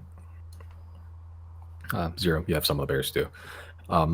Unseasoned, literally just fucking vegetables. What can be scrounged up here, like some basic herbs, polar bear meat. Not bad, but it's just meat's a bit gamey. It's just soft. I feel like I'm used to that, right? Like food yeah, with little ingredients. Yeah, it's not bad. Like it makes sense for what they're doing out here. Like it's just shoot a polar bear, throw in whatever the fuck else. Yeah. So you cast it. Tanya Hall has what, 8 hours? Cast it at 10, so it'd end around like 6-ish. Yep.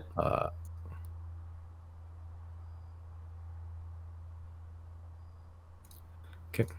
Yep. As 6 approaches, the sun is starting to go down. Activity around the camp hasn't really stopped. Some people are taking naps. Munsto is not. He's currently just sitting mostly. He's not really doing anything. As everyone, again, sort of just milling about. But Jameson is taking a nap, sort of just sleeping.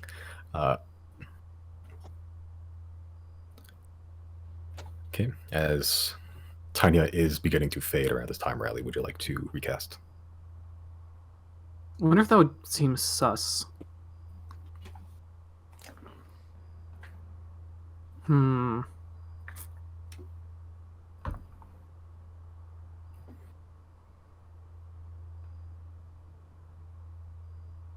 Yeah, fuck it, why not? Okay. All right, so you just recast Tiny Huts.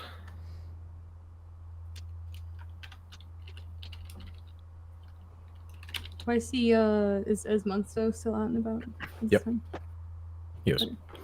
Yeah, so 6 o'clock rolls up. The sun is starting to go down. It's getting fairly dark. At this point, the fire begins to grow cold slower. No one seems to be feeding it, though. As the sun does begin to go down.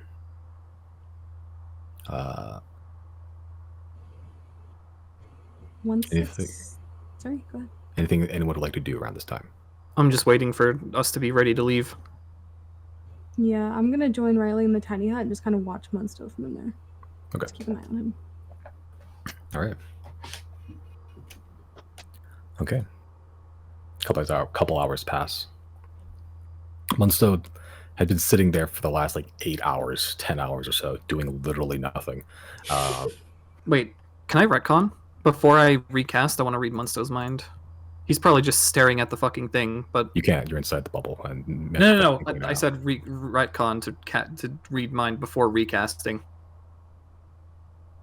Okay. I completely forgot I could do that. That's not the right thing. Fool's insight. So this would probably be around 6. Sure. Okay. So as you, in that brief moment where Tanya fades, most people are sort of milling, but sort of just look at you as you're now exposed for the first time in 8 hours. No one's Riley, seen you for a while, and then he just casts. waves. He's like, "I'm gonna be putting it back up." Okay, so you read Munsto's mind as he sort of turns to look at you. You make direct eye contact as the surface thoughts are, what are they thinking right now?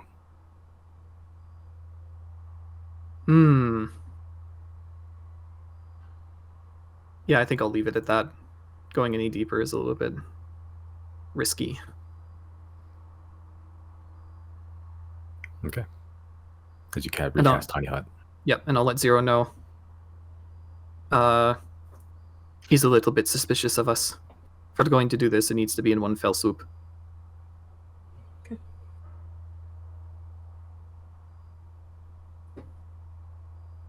Okay. A couple of hours pass. Munsto has not moved for like 12 hours. He's still sitting there. Most people have went to somewhat to sleep. The people that were sleeping have gotten up and they're now milling about. Most of them are actually just sitting around the camp just normally. Like there's a couple that do bury themselves in the snow like everyone else, but a lot of them just milling around the camp. That's where you guys are.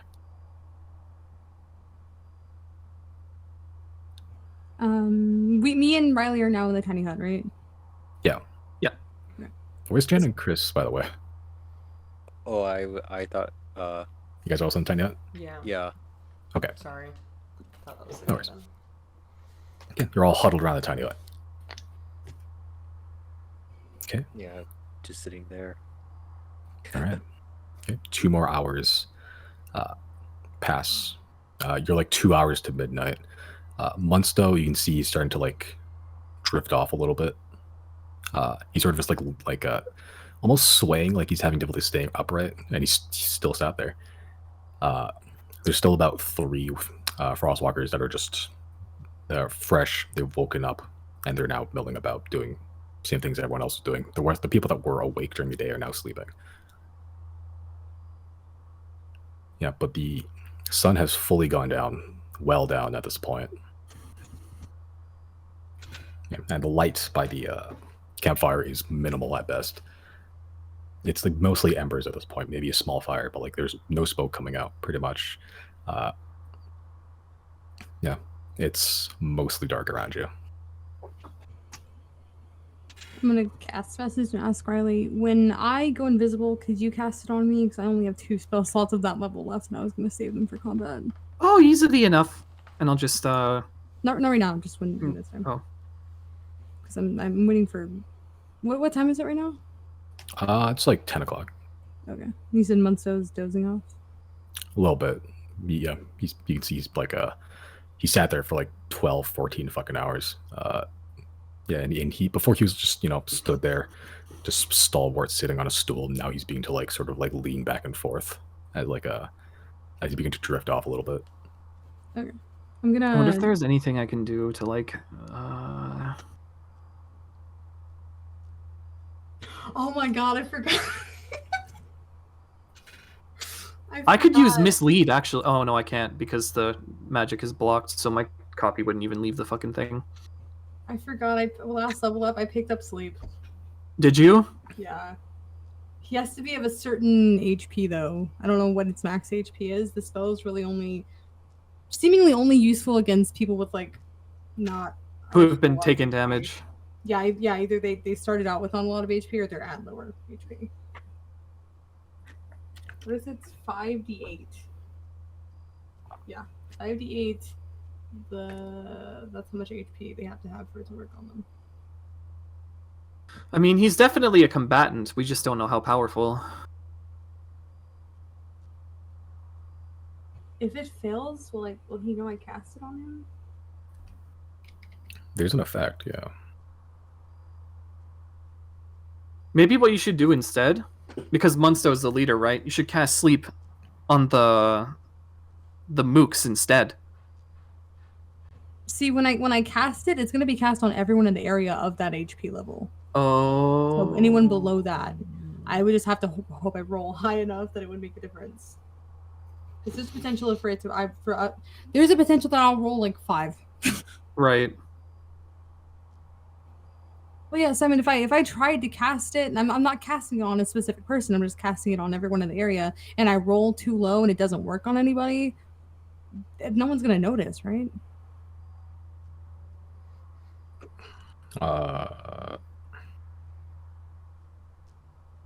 I'm pretty sure there's like an effect that happens, probably like a visible effect. It's not just like people just drop unconscious suddenly. Like a sparkling veil of sleepy time. Yeah, like sleep powder in Pokemon. Right. Okay. Well, I guess I won't worry about that right now. Then I just want to wait and watch Munso for a bit longer. I feel like when we go do everything, it'll probably be around midnight or something. So I just want to keep an eye on Munso until I think he's gone enough that I will go out there and approach. Okay. All right. Okay. All right. 2 more hours pass. You can see That's a halfway point for the thing. I believe so. Tiny hut. Yeah. Yeah. Okay. Halfway. You cast it at 6 p.m. So you have the 2 hours left. 2 hours left. Okay. Yeah. So it's midnight. Yeah, midnight. Yeah. Okay. So midnight hits. You see Munsto he stopped swaying and he's just currently sitting in a stool. Head sort of just hanging there. Does he look asleep? Make an insight check. Oh god. I'm gonna give Zero Zoom. Here, use this. What will that give me on my roll? Advantage, I think. Does Zoom have? Doesn't give you advantage. It just allows you to make stuff. It allows you to make perception checks from way further than you'd be able to. Okay. Yeah. That still helps. He's like 30 feet away from us. Is this insight or perception? Insight. Okay. I don't need it then. I'll just do my best. Wait, can I get a guidance real quick? Yeah. Okay. Sorry. Janice slaps you on the back, leaving a glittering guidance spell. Enemy powers activate. Right. Oh my god. I'm not even gonna use guidance. No, there's no point. Yeah.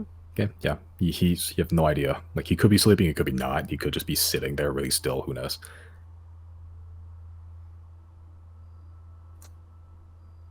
I'm gonna call Azik back. What's around us right now? Like, if Azik tried to land on Tiny Hut, could he sit there on top of it? Yeah. Okay. I'm gonna go ahead. Sorry. I was making noises. Oh, okay.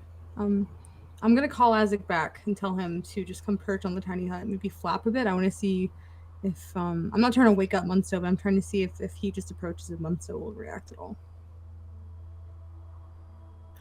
Okay. As you call Azik over, he sort of lands on the tiny hut. The 3 other Frostwalkers that are just sitting there, a couple of them turn to just look at the giant owl, big black owl that has just landed there. They're distracted. Now's the time. Did Munso do anything? No.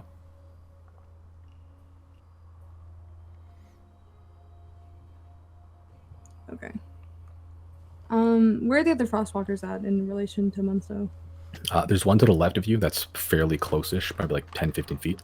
There's another one to the right that's about the same distance. And there's the last one's also to the right, but further away, probably about 20, 25, 30 feet.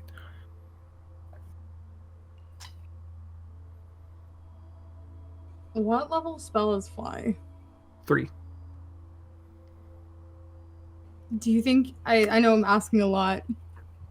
Could you guys layer invisibility and fly on me really quick so I can go get the bag without like disrupting the snow or anything? I'll fucking throw an inspiration on you too. Don't fuck up. Can I pass without a trace on Zero? I mean, it wouldn't matter. It's a 30 feet effect area. Oh yeah, Yeah. I have to follow. You'd have to be outside of the hut at the very least. Oh, okay. Because Got it. magic effects can't pass. Oh, through. true. But I That's can right. cast guidance. You can. Yeah, stuff that is on you can pass through, but you just like stuff you can't target stuff outside of it. Got it. Oh, okay. So guidance plus a D10 inspiration plus invisibility plus fly. That's pretty good. Only Right.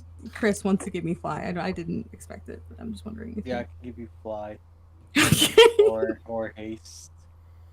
I think fly just so I stay off the snow. I think that's why I'm just trying to use that one. Yeah, don't leave any footprints. Yeah. For Jana, when Okay. Jana casts guidance on Zero, I want to do that like Italian grandpa thing where it's like palm on your cheek, like slapping it a couple times, like, you got this one, kid. You got this one, kid. The coach from Rocky. Yeah, I don't know what that move is. You know, we all know what I'm talking about, though, right? Where it's like a weird, yeah. Does Chris? Okay, Fly takes concentration, right? Yeah. Does Chris need to be concentrated on teleportation circle in order to get us up to the dragon? Well, he needs a minute, so Okay. While I go out there and do that, does Chris want to get started? That way, as soon as I grab it, I can Misty Step even back to the fucking. no, you can Misty Step back to the thing, but you can't get inside it. Well, either way, I'll get back to the dome, the bubble, and then by the time I get there, we'll be gone. But hold on, you shouldn't, because Misty Step is an action. I'll drop your invisibility. That's true. Okay. Well. Can you even teleport inside the tiny hut? I can dispel it at the last second. That's true. But then once we teleport, there's 6 seconds of us just standing there. 6 seconds of us just standing there, or Yeah. that is enough for 1 round of combat. I'm willing to risk that. Yeah, same. If they want to come with us, well, they're either hitching a ride on the dragon now and they're our fucking hostage, which they did to themselves, or we can throw them off.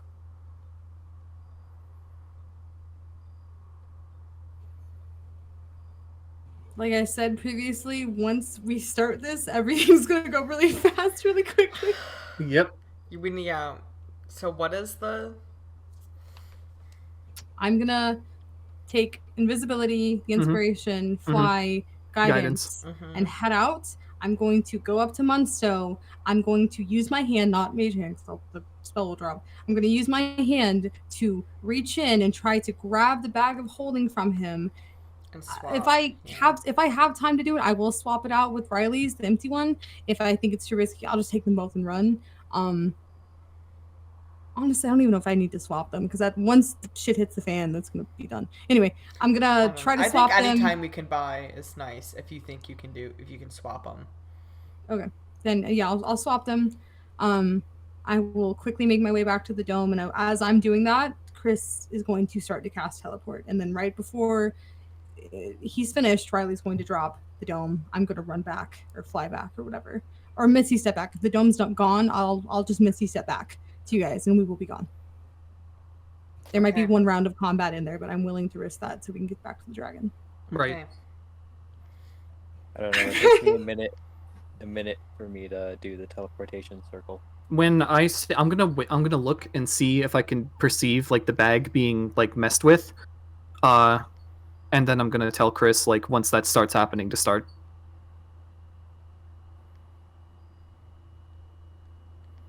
Yeah, because we don't need to drop the dome until we're ready to absolutely leave. So I could grab it and then we can come back and then we can wait a minute while Chris does it then. Whatever order we want to do this in. Either way, yeah. How far is Munso from us? About 30 feet, give or take.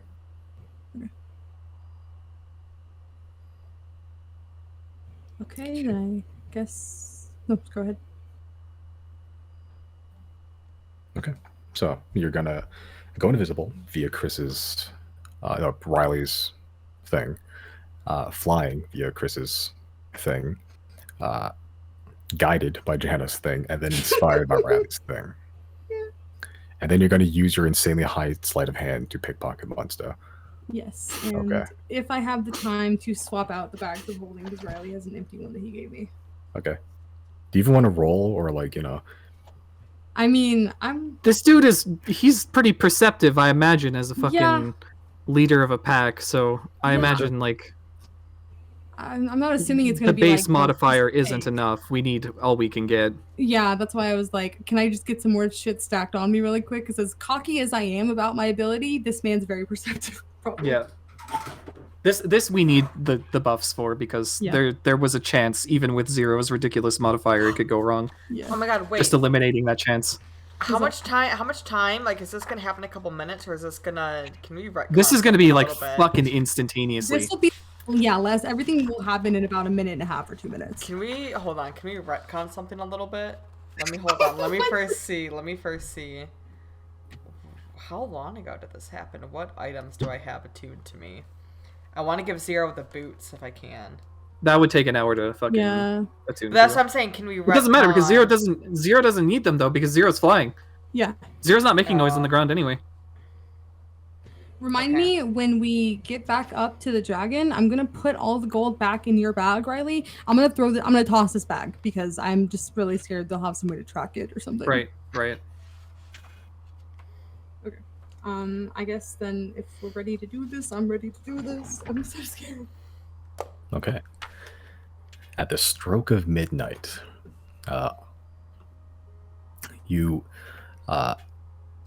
Jenna just grabs you by the face and slaps you a couple times. Like, you got this, all right, bobbity boopy. And then you feel very guided. You get just backhanded back and forth between Riley and Chris. Just spells happening all at once. You're flying. You're invisible. You're inspired. What, Riley? What do you say to inspire Zero? Don't fuck up. There you go. Yes, this will be a 20,000 gold fuck up. So yeah. 15,000 gold, Bucko. Okay. All right. As you begin to fly towards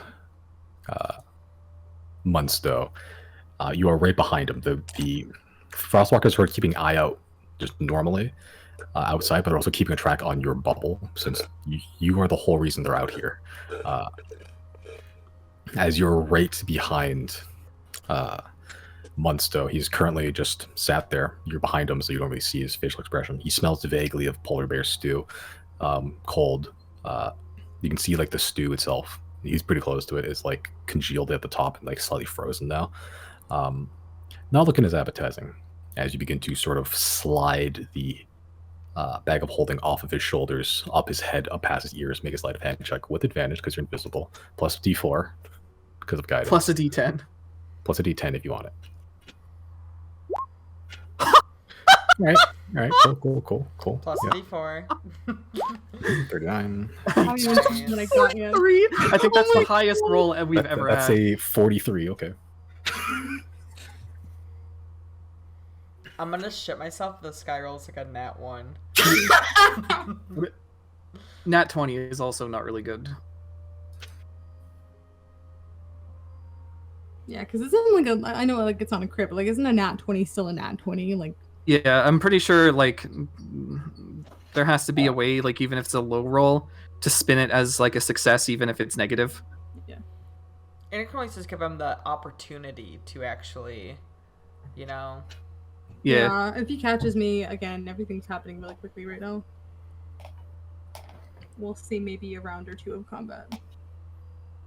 Okay.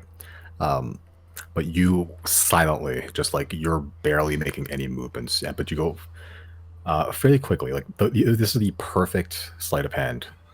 Like this is the best you've ever done pickpocketing ever, pretty much. As you just very deftly, with almost no movement, no sound, you don't scrape any of his clothing. You just silently slide the bag off of his shoulders, and because you're now holding it, you're now in possession of it. Yeah, it goes invisible. Were you gonna swap the bags? No, because I want to put all the gold back in to Riley's bag in case they did something to this bag to find us. That's fair. Okay. So I will very quickly fly back to the bubble. Okay. As you fly back into the bubble, no one can perceive you. And I hope Chris has been doing his damn thing while I was going. Did Riley notice the bag being like moved? Make a perception check. Maybe. No, you don't. Okay. Yeah, because I mean, I would need a nat 20 to fucking notice that. Yeah, you're just like, you're seeing it like not really shift, and like you can barely make out the outline. It's just, yeah. Do I at least notice it like become invisible? Like at the very, very tail end, yeah. Okay. As he notices that, he's gonna say, "Chris, now Okay, I start drawing on the floor. Okay. You begin scribing the teleportation circle, like almost like a carbon copy, but like with elements shifted just because it's a temporary one. Now the teleportation circle linked to your dragon, who is currently flying somewhere above you. You begin casting it. 30 seconds pass. 45. I came back to the dome, right? Yeah. Okay. About 50 seconds pass. 55 seconds pass. Really? Riley is going to dispel the dome. Okay. As you dispel the dome, the frostwalkers immediately just like snap to attention as you're all now visible, and you're all just sort of awkwardly looking at each other, and looking at them. The frostwalkers sort of just look to each other with confusion as Bunsen sort of just turns and looks at all of you. As Riley you all will just say- snap out of existence onto your dragon. Yeah. It's been a pleasure, fellas. See ya. You can't even see me right now. Okay. As you find yourself on your dragon on the 3rd floor, there's small little windows. You can see out. You are flying fucking high. You can hear like the wind whipping around you a little bit. You can hear like this little of the dragon. Okay. As soon as we get up there, I'm gonna quickly open up Riley's bag of holding, and I'm gonna dump everything from this bag of holding I have into his. And once everything is finally out, like I'm gonna make sure everything's out, I'm gonna take this shit and toss it out the window. Okay. As you just dump out all of the fucking gold, and just open up We one should of the ground floor wait windows. for. Is it only gold in there, or are there more things in there? As you turn it inside out, it's just gold. Okay. Yeah. As you as Zero, you full on yeet it out of the window. As you sort of just like violently stomp around, trying to like frantically just dump everything in the thing. Oh, actually, I'm sorry. Can I retcon something real quick? There's a lot of retcons happening this I session. know. I'm sorry. It's something little. When we get back to the dragon, I want to summon Azek back to me, and I'm going to give him the bag. If it's empty, I'm hoping he can carry it and let him know, hey, can you just take this down to them really quick? Can you bring this back to the Frostwalkers for me? It depends entirely on if fucking Polaris is, directly above us or not. Yeah, that's true. We never did confirm that. I'm hoping Azek can find them on his own. I'm gonna tell him, hey, check and see if you can bring this back to them. If you think it'll take longer than like 5 minutes, then just drop it somewhere, please. You get a sort of like a unsure. Okay. Okay, no. You sound confident. I'm sorry. Scrap that back on. I'm just gonna toss it out the Yeah, window. you guys are above the clouds at this point. Yeah. Yeah. Like you're looking at a sea of clouds. I still felt bad. Okay. I'm gonna eat it. Yeah, let's toss it. Okay. As you just slam open a window, you can hear like the wind whipping in. The cold air immediately becomes very frigid as you're just like blasted with air, and you have that like dog like sort of just like thing going on. As you just throw the bag out the window, you sort of hear a deep grumbly voice. Masters, have you returned? We're back. Hello. Was the mission successful? Depressingly so. It has just started, actually.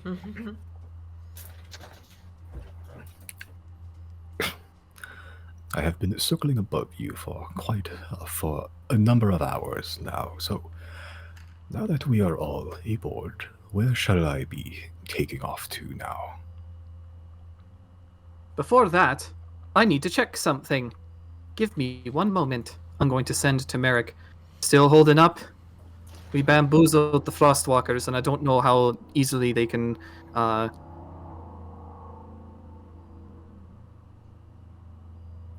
what's the word? Report back to the Arbiter. Be on guard.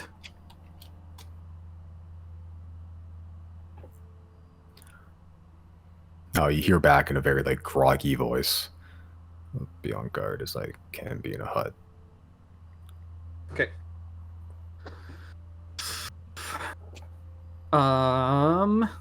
You're Do we want to do this right away? What are we doing? Yeah, I figured that's what I figured, because again we don't know how easily they can contact the Grand Arbiter. We need to do everything right now. Right. Okay. In that case, I'll send another one. Are you trapped in that hut?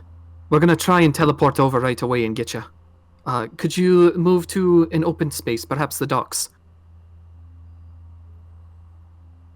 You hear back in a less groggy voice now that he's been woken up. They've shoved every prisoner in houses once night hits. They've what? They shove prisoners in houses once night hits. Ah, You have to take a piss. Sorry, that was out of character. he's not able to come out right now. We're gonna have to wait then Wait for what? for day so that he can be out and about and we can get him right away. It's hours though. I don't know if we can wait that long. Yeah. You want to go through every house in the entire city and try and find him? No, I'm saying we might have to just check and see if they're keeping him in through magic means, or if it's just like he cannot walk out, like there's a guard outside. Because if it's just like a man will come back and shove him back in, we can get past that. True. I'll check then. I'm still very pro telling Polaris to just pick up Merrick with his mouth. Are you... what's the word? Do they have individual guards waiting out there? Would they just shove you back in if you tried to leave? Yeah. We're gonna have to wait. I don't think we do. I say we start an uprising. How? Listen, I know that little black god in your fucking body thing is telling you, oh, create chaos, Chris. It'll be... But we're talking about somebody with a massive... We're already screwing over his Frostwalkers. It's not going to be too much longer until the Arbiter hears about what we did. So... Right, that's why we need to act quickly. And Chris has a point there hold with on. bringing up the distraction of the other Never mind. prisoners. What's that? It won't be me. It will be someone else.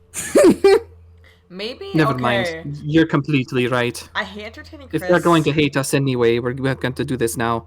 Was that Josie? I'll say maybe Chris has a point, which I hate saying, but like everyone fucking hates this guy, right? Like this wouldn't actually be that difficult. Like the prisoners hate him, the guards are paid shit. Why shouldn't we start an uprising? Yeah, if anything, we could at least get the prisoners to riot, and we can grab Merrick. The alternative is waiting for morning. So, Yeah, and I mean, I'm not in favor of it, but if I get outvoted, I will play along. My vote is no, though. I think we need to act quickly because Munsto just saw us leave, like right now. We don't know how quickly he can contact the Grand Arbiter. He mentioned the Grand Arbiter briefly, or Jameson did. That's why I was like, we need to act quickly. Because if we wait, it's like midnight right now. If we wait 6 hours, whatever, till the sun comes up, Merrick might be dead by then. Right. You know what? I'm also going to take the igniter paper and throw that out the window as well. Hell yeah. Okay. It just, flutters uselessly through the air.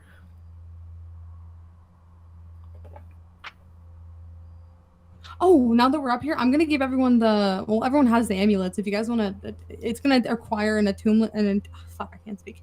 It's going to require an attunement slot, so you will have to give that up for a little bit, but that's gonna make sure they can scry on you guys for a while. It doesn't matter right now. It'll matter once we leave Teague. Okay. Either way, we need to... I would like my pipes of haunting on me just in case something comes up and we have to try and get people to stand down. Okay. Then we need to act quickly, I think. We might just have to show up and wing it once we get to Teague. In that case, should I warn Merrick? I would warn him. I would also ask him how close he is to the docks. All right. How close is your prison house to the docks? We're going to be showing up and basically starting a revolution. We need you in and out fast.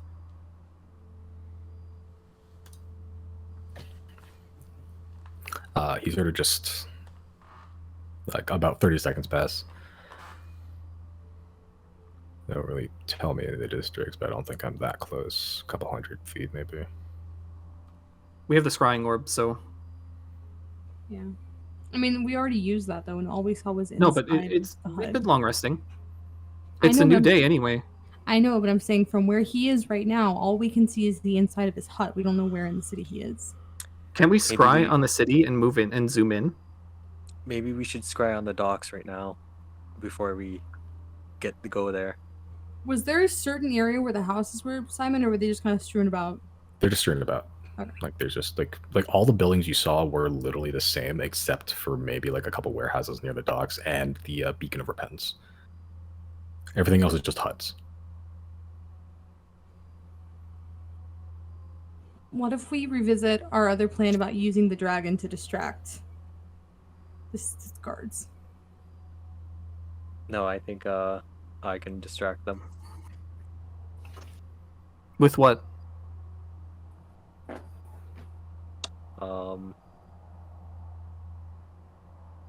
Hold on. I have a better idea. What?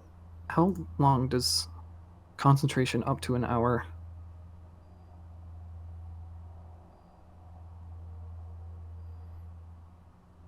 I'm gonna use mislead, I think. I'll just send a double out to go scout for me. Fuck. We can be sat invisible at the docks, and my double, because it's not even real. I can just pass through shit. I also have invisibility and fly for at least another hour. I think both of them last an hour. I can also go scout. You want to do that then? Yeah, I mean, we have to do something. Does telepathic bond require concentration? It does not.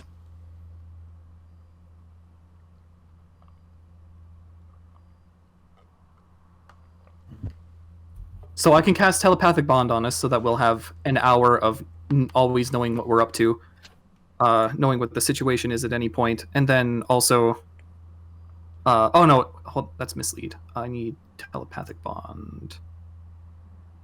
1 hour. Yeah. Okay. Yeah. Not sure. I think that's the move. Telepathic bond, plus Riley will use mislead to go scout, plus Zero will use invisibility, plus fly to go scout, plus Chris will do whatever. I think Jana should probably stay at the dragon to give us an update. See what's going Yeah, on there. I mean, if we're gonna have everyone spread out, then yeah, I guess having someone at the dragon might be useful. Otherwise, we have to cast invisibility on Jan and stuff. Well, Riley will also be at the dragon. He'll just not be in his body. I'll work Also, on to making be a fair, distraction. Jana could attack from the windows of the fucking of the True. dragon's Yeah. house and like True. snipe them from above. Yeah. And because the dragon is invisible and Jana isn't, it would just be arrows manifesting from nowhere. Is Janet the getaway driver? Is that what I'm hearing? I gotta keep the engine running. I mean, yeah, you'll be the one closest to contact of Polaris, so you're, yeah, pretty much. All right.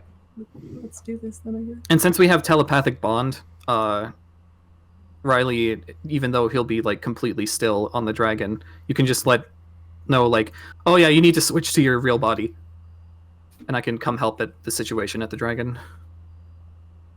Okay. Oh, she can communicate with Riley as he's in a trance. Well, yeah, because I'm be telepathic bond, Oh, okay. Sorry, I forgot we're stacking so much shit right now. dude. High level campaigns are crazy. Everybody's a spellcaster. Even Giorgio. Yeah, technically. All right. So before we go, we need to cast invisibility on Polaris and keep an eye out for how long that's gonna take to wear off, and then we can teleport Polaris to Tig. All right, invisibility, concentration. I think Zero, you have what a third level spell slot left, or no? I have only 2 third level spell slots left. Yes, I will say if you're taking another spell to use and break concentration, I'm gonna lose my Yeah. invisibility too. Oh, are you? Yeah. For oh no, that won't be me. I just need concentration on myself, so I can't cast invisibility on the dragon because that would dispel it for mislead. Okay, I will. Fuck. I don't know if I can cast it on both of us. You can upcast to level 3. I The don't level have 2 level spell. 3. You used them already? I do not have level 3 spell slots at all. Oh, you don't? Oh. In that case, I have to forego my mislead strats. And just keep Riley on the on standby with Jenna. If anything, you can cast it at an even higher level and give all 3 of us invisibility. You mean Polaris. And you can come scout with me on the ground. But I don't have fly active. Okay. And yeah, having footsteps appear in the snowy land, that's not smart. I think only since Chris is using disguise self, it would be alright. But I don't have that, so What is the exact plan that you guys are doing on the ground? So you guys are going to pop down there. We're going to see Merrick because he's going to be trying to be leaving at the same time. I'm not 100% sure because Riley just warned him that we're coming, but Merrick can't come out of his hut. Like, they'll push him back in. Yeah, we So have to be able to create enough of a distraction, and if that's what Chris is going to be doing... Okay. I have 2 spell slots left. I could theoretically cast invisibility on me and Polaris separately. I don't know if I could do that, actually. No, I think it's instant space, so if you Yeah. don't upcast, then it's not... And if I have to cast invisibility, that's concentration on me, which means I can't use telepathic bond. Shit. Or was it? No, I can use telepathic bond. I can't use mislead. Okay. Okay. I guess then we will just have to play it by ear. I don't even know where to start, though. I don't know where the fuck to start to look for Merrick. If he's Just everywhere. Just see if you can, like, look... You saw the hut that he was staying in before. Was it, like, ramshackle? There was, like, some places you could stare in and maybe observe people in there, right? Simon, how much could I see from inside that hut? Not much. You saw like there wasn't windows or anything. There was just an open doorway, and it looked like a fairly tight alleyway of some sort. You could see elements of like torchlight just because of the orange glow outside, but that's about it. I mean, once the chaos starts happening, the guards should like leave, right? Yeah, they'll probably start reacting to us, and I think Just yeah, I tell think Merrick once to like hell breaks clap or loose- something. Like tell him Yeah. to like, you know, find a place, either meet us somewhere or start being loud.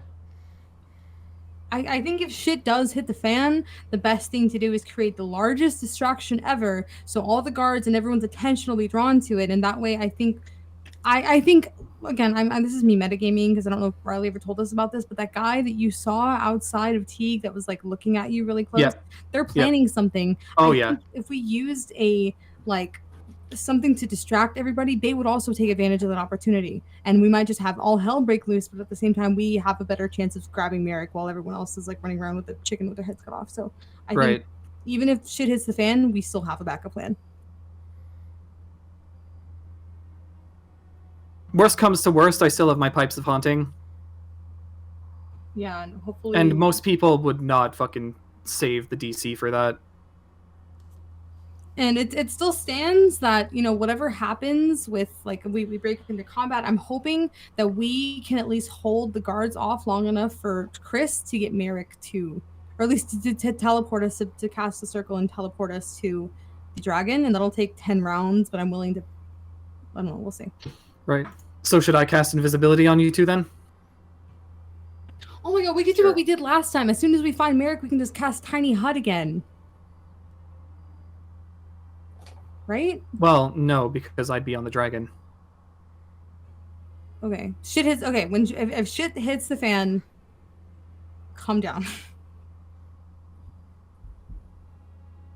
Okay. Does that make sense? Yeah. Do we want to? Do we have Merrick's Apotheosis vessel on us? We do. People who are scouting. Yes. Should give that to Zero. Zero has the highest chance of finding Merrick alone. I don't know about that. My perception is ass. Yeah, but you're flying. And invisible. And if Yeah, but you're flying. consider this, you're airborne. Okay. I will do my best, and I will have Adzik with me. Oh, Jana, Wait a second. You can use True Sight with fucking. Jana, you can look for him. we both have those arrows, right? The arrows that Munsto gave us. Which ones are those?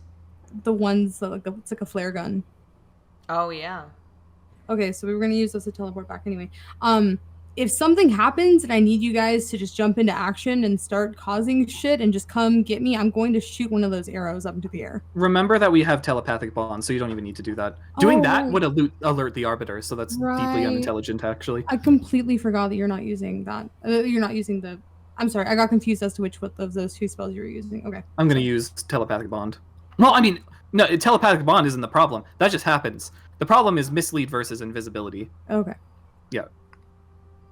So, how are we gonna get invisibility on the dragon again? I'm going to upcast on you and the dragon, and I'm just not going to use mislead.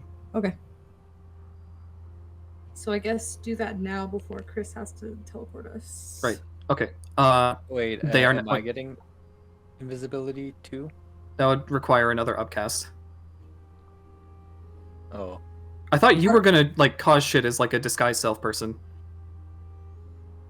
yeah, I could. He Well, still I has- was gonna be disguised self, but He does still have to drop down from the dragon then.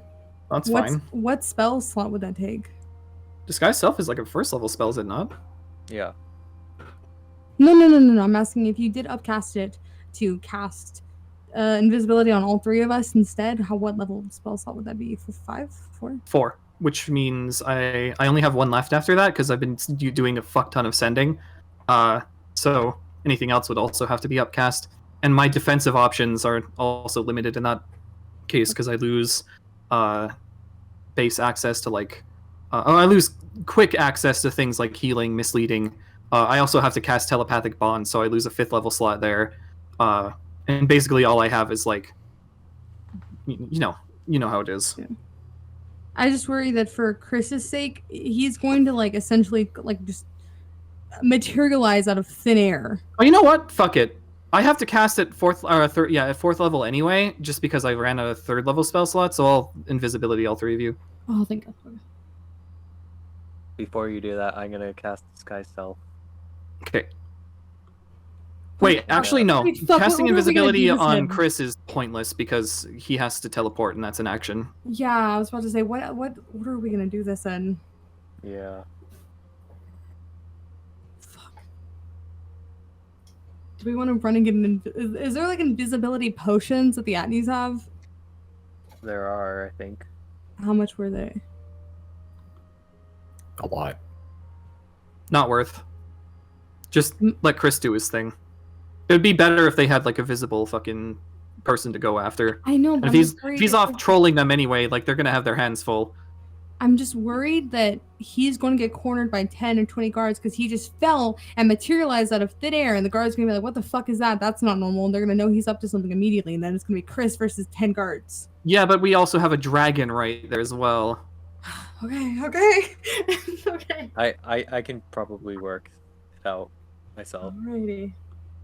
But yeah, I cast Plus Riley and disguise- Jana are back up as well. I'll just cast disguise self, and I'll be like kind of like a prisoner type person, like ratty clothes and that. Okay, yeah, you've seen a couple of prisoners around. Yeah, just make yourself look as dirty and submissive as possible. I mess up my hair. Magically and in real life, IRL. What did you tell Merrick last time? Did you tell him we're about to come? Yeah, I told them we're basically about to start a revolution. There is no scenario where this doesn't end in revolution. We have to do too much shit to make this happen. There's no scenario where this doesn't end in combat. No, I don't think. I think we can avoid combat, but the denizens of Teague can't really. Yeah, that's fair. Especially because if shit goes super sour, again, I have my pipes of haunting. That'll get rid of the guard presence by like at least 70%. They'd have to get really lucky to fucking save on that. I So- think too. Their health probably isn't like super high. Yeah, there you go. Question: does telepathic bond affect Polaris too? Yep. Well, it should, unless there's no rule where it's up to 8 willing creatures. He's a creature, right? Yeah, technically. That's why you can. There you go. invisible And I teleport. can teleport him. Can fucking send messages and sendings. So yeah, I'll use that on him as well. Okay. Regrettably, the only person who won't be in on this is Merrick. I was gonna ask. I know. I don't know if for some reason I have to drop invisibility. I think I don't need to know where Merrick is to cast. Wait, no, I do. Cast send message. Yeah. Yeah. Yeah, you would need to know point his your general finger- direction. Yeah, you point your finger toward a creature within range. You could just try a bunch. Just spam it. Just spin and spam it. Yep. Just dowsing rod it. Yeah. Master, there's a 17.8% chance that Merrick is over here. Okay, I guess we're as ready as we're gonna be. Let the heart of the cards guide you, Zero. Okay. So that was a lot. Yeah, this This is sounds like a complicated. fucking Sorry. Leroy Jenkins plan. That's what I feel like right now. I'm All right. sorry, Simon. That's okay. I'll figure it out. So the order of operations currently is Chris use disguise self. Riley, you're going to use invisibility on Polaris And Zero. Mhm. Okay.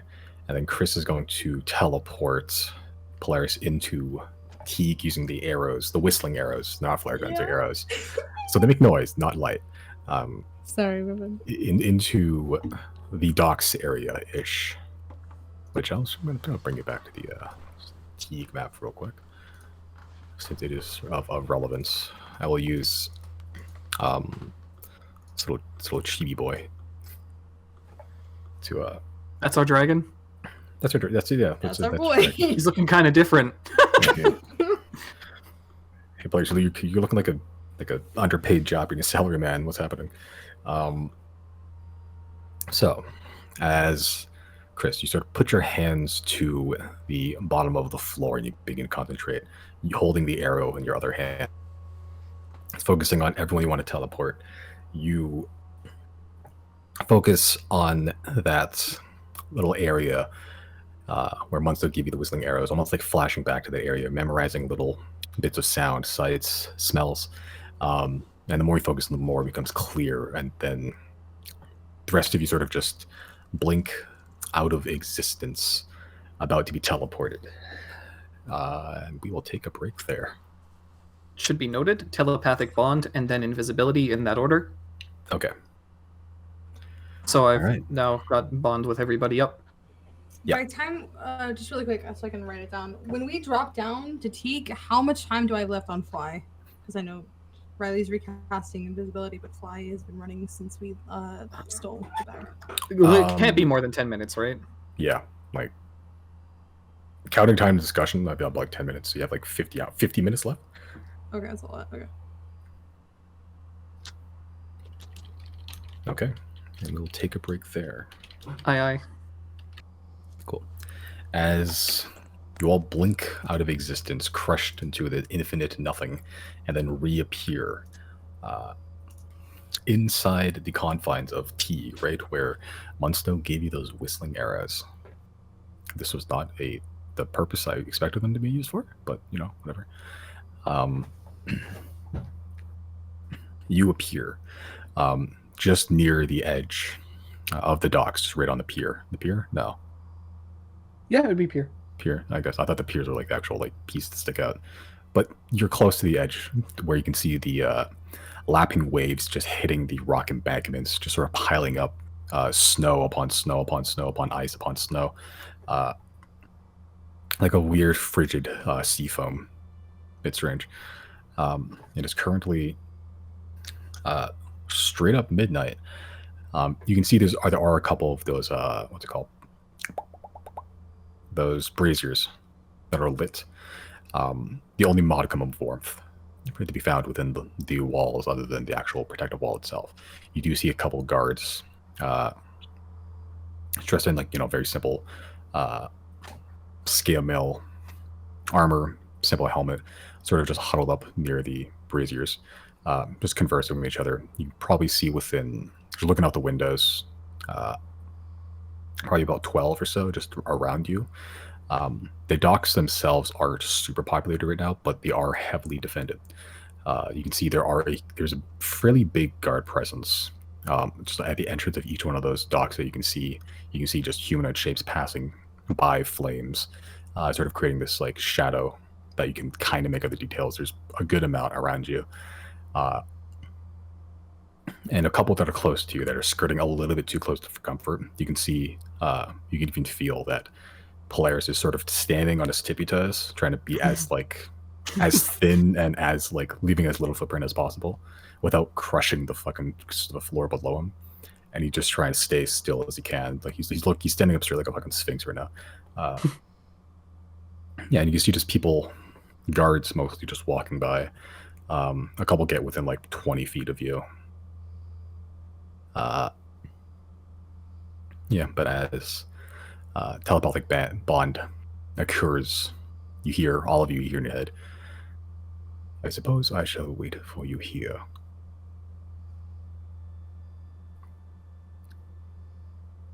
Alrighty. Zero, if you would. Yeah. Okay. I'm gonna pocket Azek for now so they can't see him while I'm coming down, but I'm gonna, I guess, I'm going to quietly come out of the dragon house. Okay. Quietly climb down the dragon. Is the snow deep?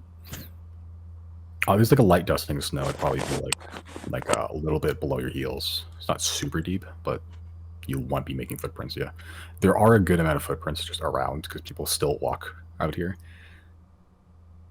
Okay. As I'm walking about, I would like to. I want to roll for stealth, and I also would like to try and step in already made footprints as I'm traveling.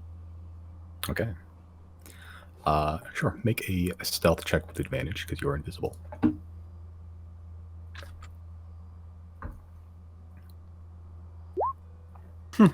Okay. Yeah, you try to find the paths of people. You sort of find one, you sort of jump to reach it without making your own footprint. You land perfectly like a puzzle piece right into those footprints. You begin stepping carefully into them. You can hear the crunch of the snow, and it makes you a little bit nervous as each footstep does make some bit of noise, but you do manage to mitigate it enough and not leave any footprints of your own. Chris, what you doing?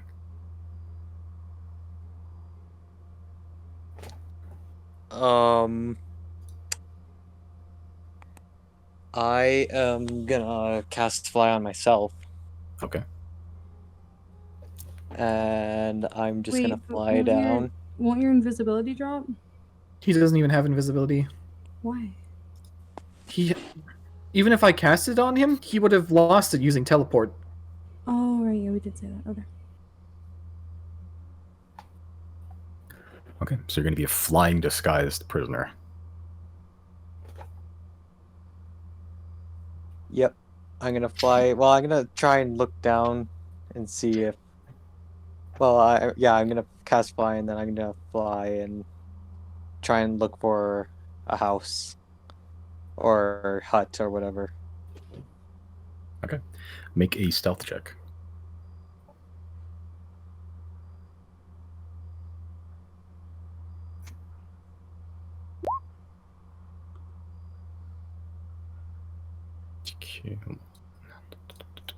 Okay. You sort of peek your head out. The sort of mechanical steps just slightly ajar to let you out. Even easier, the mechanical steps that normally descend all the way down, they didn't even open fully. You just had to like sort of leap off them into those footprints. But Chris, you sort of just peek your head out, see if anyone's looking. When you think the coast is clear, you sort of just shoot yourself up like you know, how high do you want to go?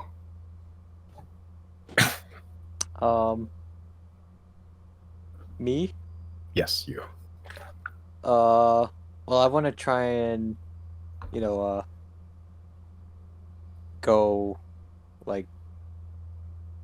go close to the ground. So maybe like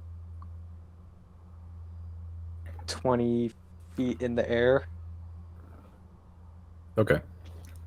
But I want to try and find like a house that is like not as guarded, or like a hut.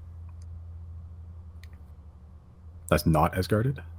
Yeah, that doesn't have any guards, like maybe 1 or 0. Okay. You manage to shoot yourself up, even though you're 20 feet off the ground, which isn't a super high amount. People could look up and see you. You manage to sort of weave your way. Sort of just like you almost have like this like using your intelligence, like this like Metal Gear Solid style cone of vision, and you're sort of just like trying to avoid that. You do manage to find a empty hut, one that it has no guards around it, just around, say, there. Hope you can. I have you on the right map, right? Yeah. Okay, cool. All right. You do manage to find a empty hut. You do double check. There's no one in there. There's no guards that seemingly have saw you, but you do find yourself inside an empty hut. Okay.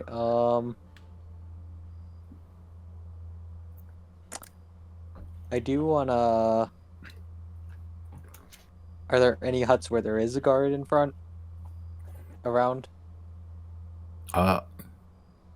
Yeah, you could try to get for those ones if you want. Okay, is there, from where I am, can I look in and see if there's anyone inside of a hut, or are the huts completely blocked? The ones inside of with the guards in front of them. Yeah. Make a perception check.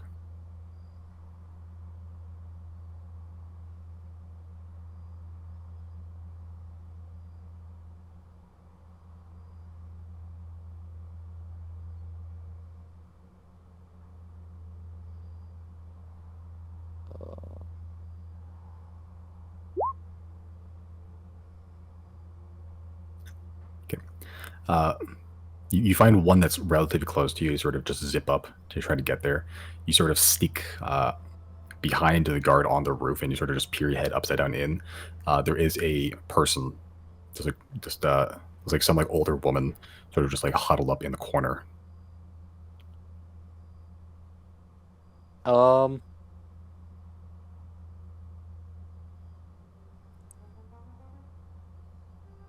Yeah, I'll cast Misty Step in there. Okay, you sort of just bamf in there, leaving a little faint trail of magic smoke. And Make a stealth check for me, just in case. Okay.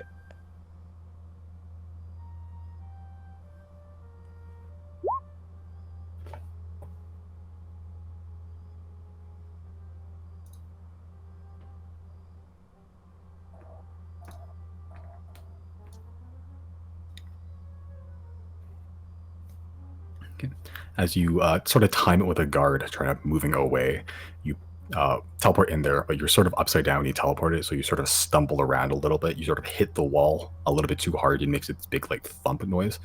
The woman that's sort of sleeping in the hut doesn't seem to stir, but you do hear those footsteps of the guards that were going away sort of stop and then become getting louder and louder back towards you.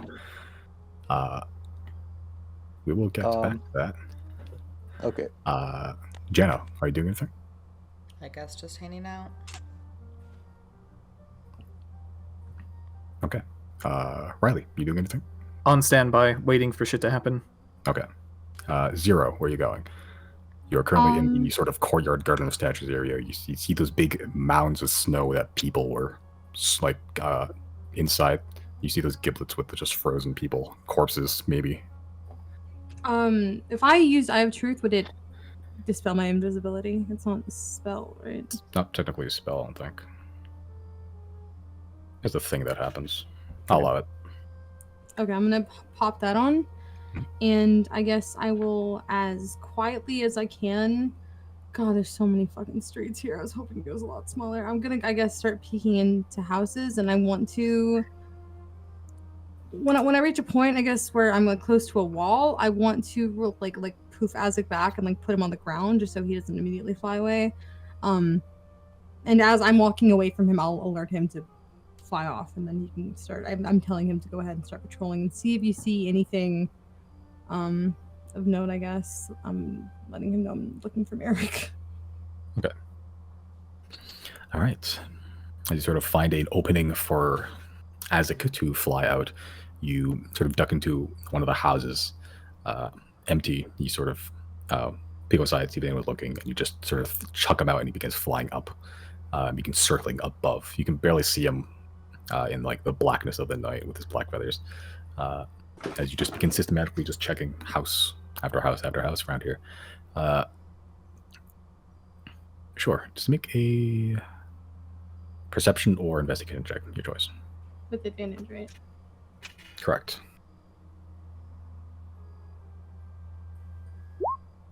Oh, nice. Okay. You begin systematically checking house after house. None of them are just like either empty, crammed full of people, or somewhere between. The most you've seen is like 7 people in a single house, all sort of just huddled together in a corner, kind of like insects that have been like in the corner of the garage for like 7 years. Others are empty. Most of them have at least 1 or 2 people in them. And some of them are sleeping, some of them not. None of them notice you. You do find yourself having to swerve past guards every so often. Right. All right. Okay, let's see. Do you get to about there? Let's want you to a different direction you want to go. I mean, I'd rather. Oh God, there's so much city. I'm just gonna keep going until I finish this road. Okay. All right. Yep. So you're just systematically checking house after house. So the guard presence doesn't seem to be huge, but there are regular patrols that occasionally just pass by, and you find yourself having to skirt up near the edge. Also, you're gonna like shoulder check you. Let me know, or just I guess could you give me a heads up when invisibility is about to run out, like 5 or 10 minute heads up. Yeah. Chris. The footsteps of someone outside, presumably guard, stopped and was coming closer towards you after you sort of teleported in. Wasn't ready for the weird shift position and bumped your shoulder into the wall. At this point, I'll cast haste on myself. Okay. And That I drops would like, drops fly, I believe. yeah. Okay. And then I would like to try and go in the corner of this hut, like on the side of the door, and like go in the top roof corner where the doorway is. What? That makes Sure. sense. Are you trying to stick to the ceiling? Yeah. Why wouldn't you just keep fly on for that?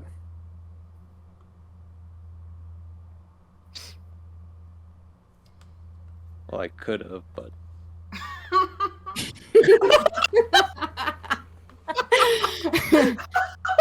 Is the hut even high enough for you to do that? The huts are like not 5 feet, they're like 7, 8 feet tall. Okay. Okay, so you cast haste on yourself, so you're super fast and you try to climb up a wall. yeah. Make an athletics check. Okay. Would it be an advantage because haste? No. No. Oh no, this could go so poorly. Just kidding. Never punished. And then I set the DC at 18 because that's a weird feat to do. Yeah, you barely managed to fucking. You used your like your hasted ability to sort of like sort of fling yourself up the wall and sort of just use like repeated tiny kicks to sort of just like repel yourself upwards into the corner like repeatedly. You see the head of like a helmeted head of a guard sort of just peek in. Make a stealth check.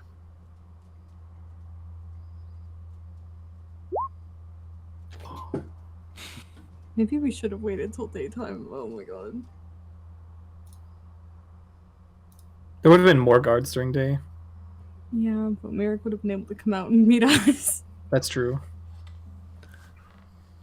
Okay, you see the guard sort of just walk in, sort of looking around. He looks to his right where you are, and sort of just looks up a little bit, and makes direct eye contact with you as you're sort of just like doing small little kicks up the wall, trying to keep yourself suspended in the corner. He just sort of goes, "What the fuck?" And he begins walking towards you and like holding a hand out. Oh, sorry about that. I was just practicing stuff while I wait here. As he sort of grabs you by your hand, unless you'd like to resist. It's up to you. No, I'll let him do it. Okay. He grabs you by your hand and throws you to the ground, like with tremendous force. And he begins to put manacles on you as he sort of like pushing his knee into your waist and begins putting manacles around your hands. He puts chained manacles around your feet, and he sort of grabs you by your throat and chokes a little bit, and then sort of hoists you up to your feet. At this point, while he's doing this, haste wears off, so you have a little bit of exhaustion, but doesn't matter too much in the grand scheme of things.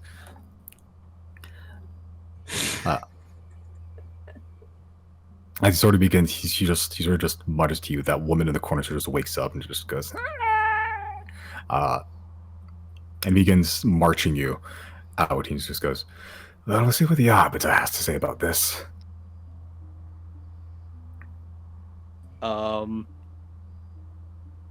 At this point,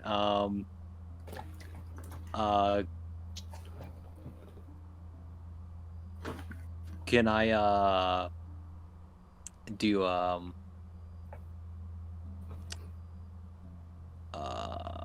the dimension door? What's the components of dimension Does door? he have a cape that lets him use it for free?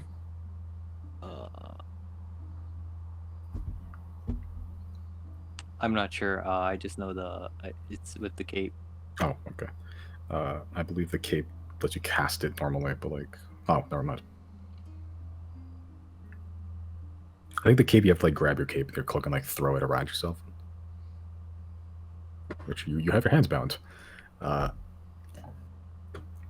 say make a general dexterity check.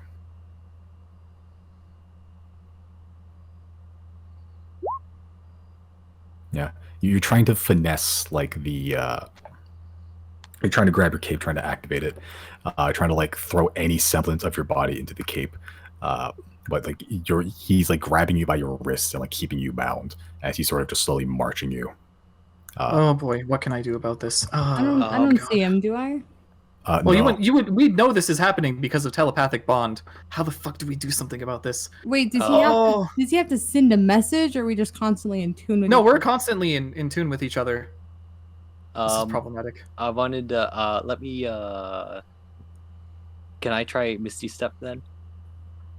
Yeah, you guys Misty Step, which is just vocal components. These are just teleport out of the manacles. Where do you want to go? 30 feet where there isn't any guards, or as less guards are as hidden as possible. Okay. As you're sort of passing by one of these alleys, you sort of see, and then you just sort of mutter some words, and you sort of just teleport. You see the guard that was grabbing you sort of just gasp a little bit as you just disappear from his hands. The manacles hit the ground with a loud clatter. He sort of just yells to everybody as he sort of looks to his left, makes eye contact as you begin to, I'm assuming, move somewhere, as he sort of just yells, "We have an Arcanium smuggler!" An Arcanium smuggler? Is that what you said? Yeah.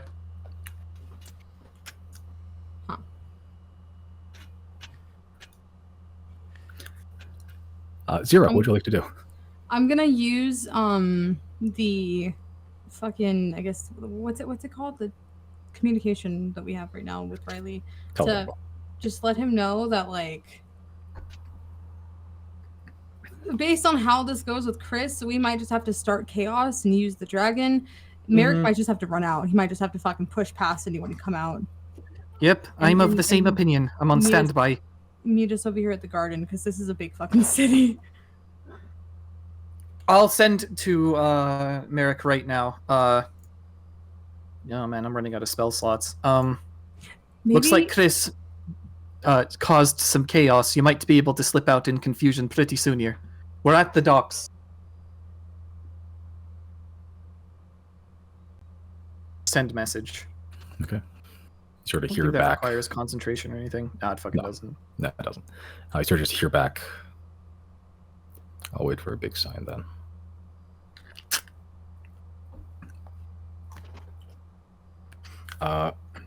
People in the dragon, would you like to do anything? I'm just gonna like sit by the door waiting for shit to go super wrong and then Okay. burst out if I need to. Okay, Jana? Just waiting. Okay. 0. What would you like to do? I'm continuing to go from house to house. I sent Azek off, so I want him. I don't know how much he can really do. All he can do is like patrol disguise, but that's all I can do right now is go house to house, down this street all the way. Okay.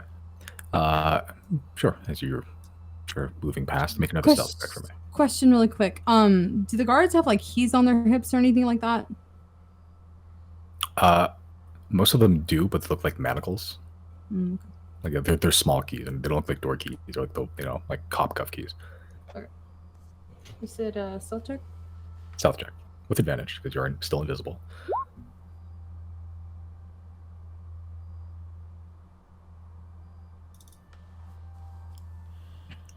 Okay.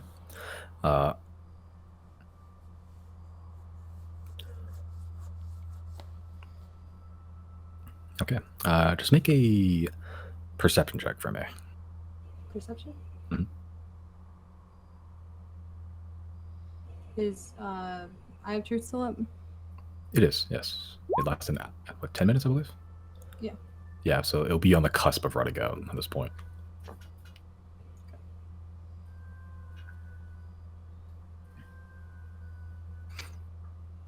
Okay. Just looking around, just trying to just spot little details. You look at the footprint patterns sort of on the ground, and you see there's a lot of traffic generally. For some reason, from where you are, you came from that road north. To your left looks like there's slightly more traffic. It's almost imperceptible if you're not looking for it, but luckily you are looking for it. Yeah, then I guess I will go down that way, and I'm also gonna send Azek to patrol a little bit. Okay, make a perception check for Azek for me. A 18. Okay. Okay, so you're sort of just circling the skies. Looking up, you can kind of see him. He's sort of like flying alongside you, sort of just keeping an eye out from the bird's eye view. Nothing yet, seemingly. Okay. People in the dragon. You heard some faint yelling from the direction where Chris went. You see a couple of guards begin to sort of look that direction. A couple of them begin running. Some of them are getting very close to the dragon. Looks like they're going to have like almost a direct collision course if they keep going. What would you like to do, if anything? Would Rotave or not or Polaris rather using a flap of its wings to create some gust, like to count as an attack or an action? If it hits somebody and they knock them over. He can't attack or cast a spell, so I think if he just does something and he's not trying to attack, he'll be fine. I think before people I get just in a need to rage- create like a gust of wind, just to like kind of something that feels natural, What was that? like it didn't come from like a dragon. It's just like a gust of wind. Well, if we're already going down the chaos route, like, who cares, right? Like, if we stay invisible... Because if they see a dragon immediately, they're gonna think, "Oh, No, fuck." But if we're invisible right now and we lift off before they bump into us, there'll just be wind, which will just be confusing. I don't think they're True, gonna be like, okay. "Oh, this is dragon wind. I know this." Yeah. They'll just be like, "Why is it so fucking windy over here?" Yeah. Right. But we need to do it before they get too close and we accidentally hit one of them, because then, yeah, that'll be an attack.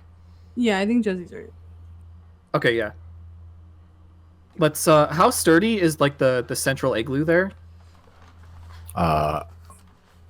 It's made of snow. Okay. Yeah. You also aren't that close to it at this point, so What if Polaris just went down every single one of these roads and just used his breath, not like ice breath attack, but like just the fucking force of his wings as well as his breath to knock all these little ice homes down. I mean, we'd find Merrick a lot Yeah, I faster. know. That's That true. makes me That's true. sad. That's a lot of collateral don't- damage. I don't know how firm they are. Like, I don't know if they're fucking like just frozen solid or if it's just like, you know, if you like a good. They're full already dead amount if they're of- frozen that long. No, I mean like how thick the actual little houses are. Like, if Oh, that the would actually houses. work. Okay. I mean, ice is pretty, like, you know? Ice is pretty solid. Yeah, that's true.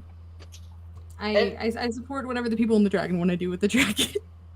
I mean, I guess we'll just see what happens. I mean, you can just tell them to flap really loud just to be annoying, and if something happens because of it.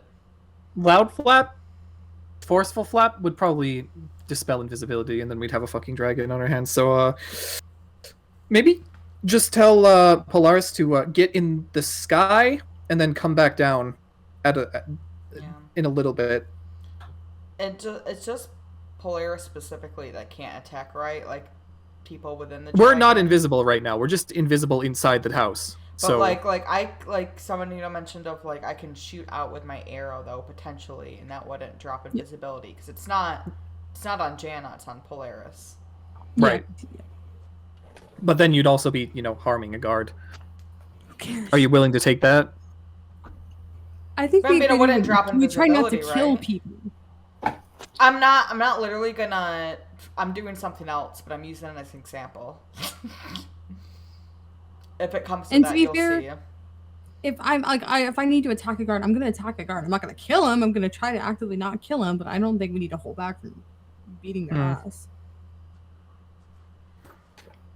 Well, if you want to shoot, go ahead. I'm gonna have my pipes of haunting on ready, just in case they get too close. I am supportive of y'all like flapping, not flapping, like sitting there flapping, 'cause I think that'll attract everyone to you. And I'm scared the mages are about to come out here and start investigating, because once they come out, they can just spell magic and you guys are done. And if the news gets to the Arbiter, they're probably gonna start scrying on us as well. We need to get through this shit fast. Yeah, I'm Like in support. If you lightning guys speed. wanted to start flying around, like leave that spot and start patrolling a little bit and doing whatever up there. Guards are fast approaching. What you doing? Well, we're for sure taking off. We're not on the ground. Yeah, we're having Polaris leave. Okay. All right. So as you tell him to, well, simultaneously, Power Ranger style, tell him to lift off.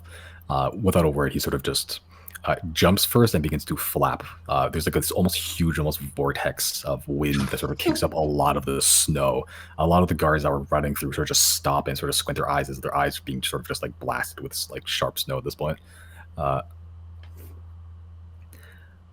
sort of just sitting there, sort of just looking around, like, what the fuck?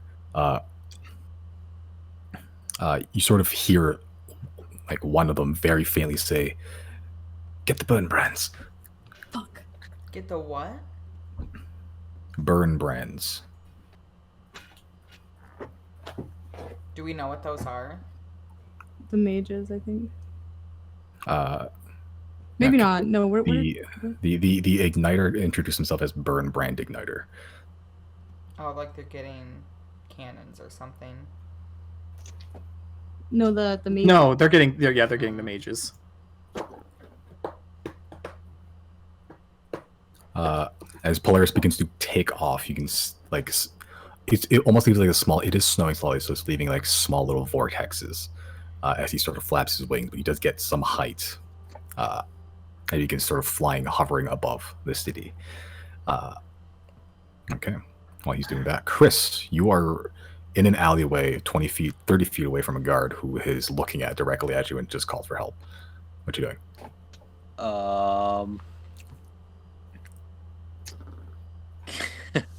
Can I use all 5 eggs? Sure. You may. All 5 of them? Yeah. God, it's been a while since you used this. I need to figure out how this works again.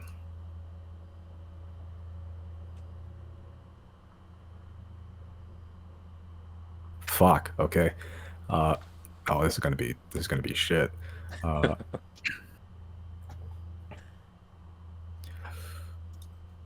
Roll 1d6.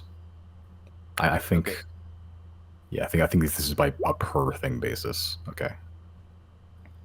Okay, roll another d6. Okay. Roll 1d6. It's gonna be a lot of d6s. Roll 1d6. Okay. Roll 1d6. Third egg. Okay. Roll 1d12.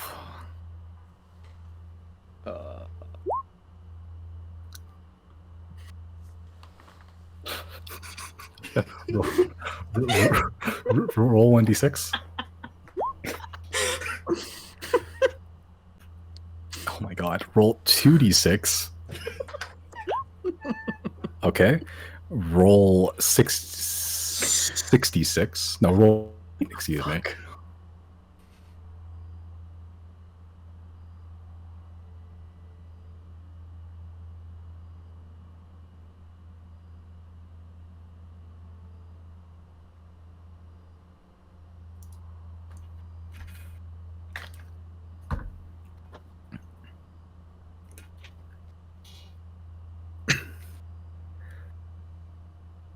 Did you roll 68? Okay. This is the fourth egg effect. Okay. All right. Okay, final egg. Roll 1d6. Okay, roll 2d8. What the fuck is about to happen? Okay, so order of operations. The first two eggs, you pull them out. They multiply into one multiplies into two eggs, one multiplies into just one egg. It sort of like morphs in, like folds in on itself. Those are just three normal ass eggs. The third egg you pull, it turns into like 11 eggs that all hatch simultaneously, and the full-grown chickens sort of pop out, and they sort of look at you with hatred in their eyes. The fourth egg you summon, and they begin to magically float in the air, 6 of them, after they multiply, and they fling in random directions, hitting no one except just the walls and maybe a prisoner, who just poked his head out from the commotion. You just get blasted in the face by an egg, super unconscious. The last one, we summon 15 hard-boiled eggs that are really soft, delicious looking, and you're sort of just clutching like a billion fucking eggs in your arms, and you're sort of just cradling it like a child. All these eggs. You are attacked by 11 chickens. I'm just gonna roll a d6. You take 6 points of piercing damage as all of a sudden, like, it's like you attacked the cuckoos in Zelda, and you're being assailed by 11 chickens. The guards just looking at you, just like, what the fuck's...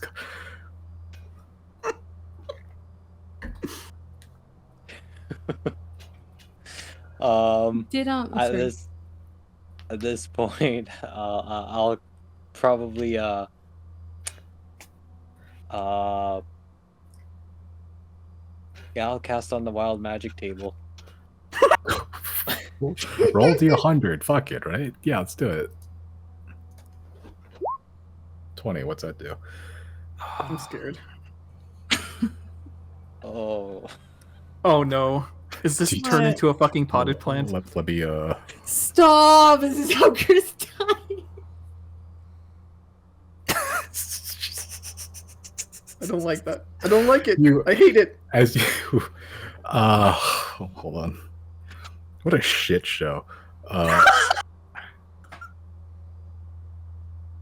As you focus on the wand, the double forked tongue wand, it sort of just laughs, and like the tongue sort of just wettens. It becomes moist with like black, slick grease, as it sort of just pours all of your hands around yourself, making this huge puddle of grease centered around yourself. 10-foot square. You are being attacked by chickens, holding a billion eggs, knocking a prisoner unconscious with one of the eggs. The guards looking at you as you sort of just piss yourself with grease and are currently slipping and sliding, just like in spot, trying to keep your balance. This is Chris. Can I try one more thing? The guard's marching towards you, trepidatiously after your display.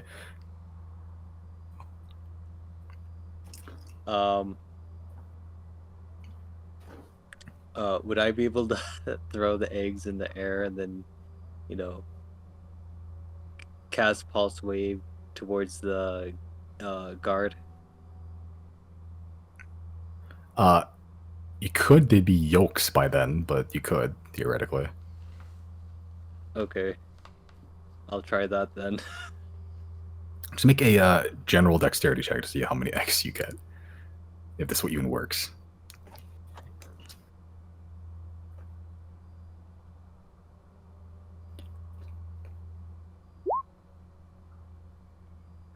Yeah, so you throw the eggs all up in the air, and as you time to cast Pulse Wave, most of them has already, like, by the time you cast all the components, most of them have already just, like, hit the ground, so you only get, like, 3 eggs off.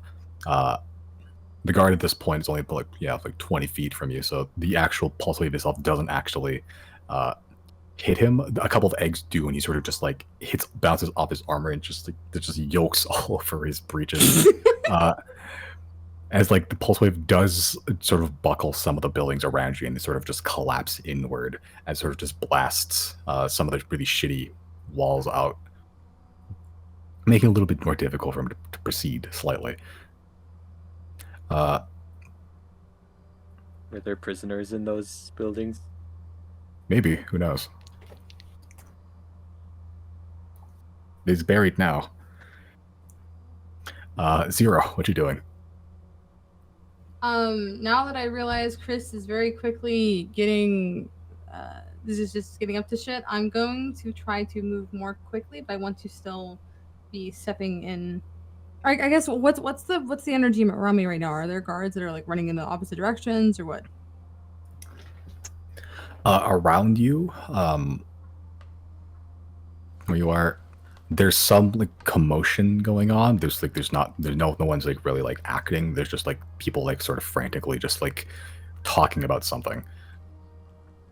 And you see like a couple of guards are just looking in one direction.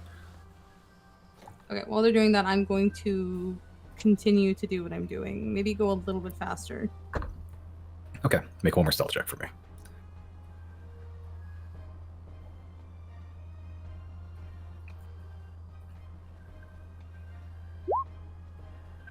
Yeah, good. Okay, and just make another perception check as well. The Eye of Truth at this point probably have vanished at this point as well. Okay. Oh, sorry, it's still 18. Yeah.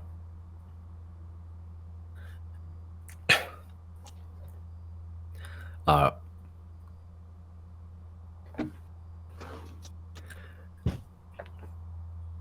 you're sort of just proceeding past this direction, you can see a couple guards sort of just running up, like out of breath. And as you're about to turn the corner, you see one sort of just run past you around the corner. As you sort of just peek by, you see more guards than usual here.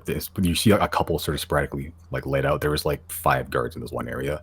You also see 2 people in red robes sort of just stood outside, and they're sort of just like looking at this person just running around this corner.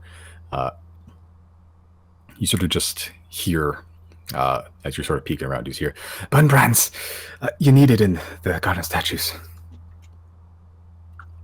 The 2 people in red robes are just looking at each other. They follow that guard out. The 5 normal guards that were just around there just stays put though. I would like to tiptoe on over to the nearest. Is there a house that they're surrounding? There is, actually. They sort of just stood around a single house to the left, like a second house to your left, in that street. I would like to go up to that house. Okay. With your stealth check. Just make one more stealth check for these guys.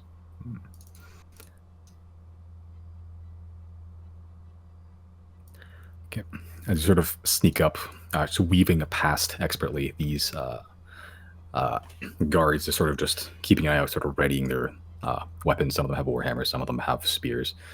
You sort of look in, you see a older human man, big, bushy gray beard, just tattered clothes.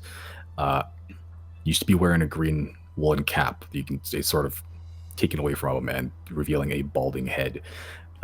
You see just a very weirded out Merrick, who's at this point sort of stands up, seeing those two robe figures.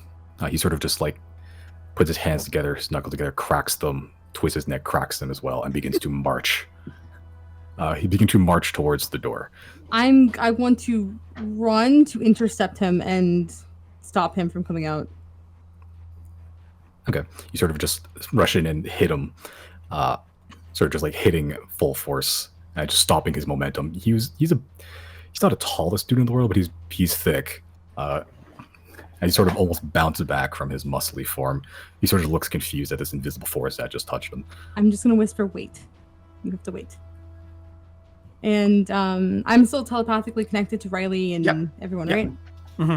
I'm going to let you guys know, hey, I found him. I still All right, perfect. I have the whistling arrows if you want me. Like, shit's already hit the fan. I can shoot one up and you can get an idea of where I am. Because otherwise, I don't know if you guys would know where I was right now. Chris, get back here as fast as possible. Okay. Well, go ahead. Where am I going? For now, to the docks. Okay. Do you have any teleport circle left? Or did I you do use have up all one. that? You have one? Find a safe place, use it. I don't know if I'll be able to do that. I thought we were waiting for Merrick to do that. You guys should probably go run and pick up Chris and then come get me and Merrick. Okay, you know what? That's fair enough.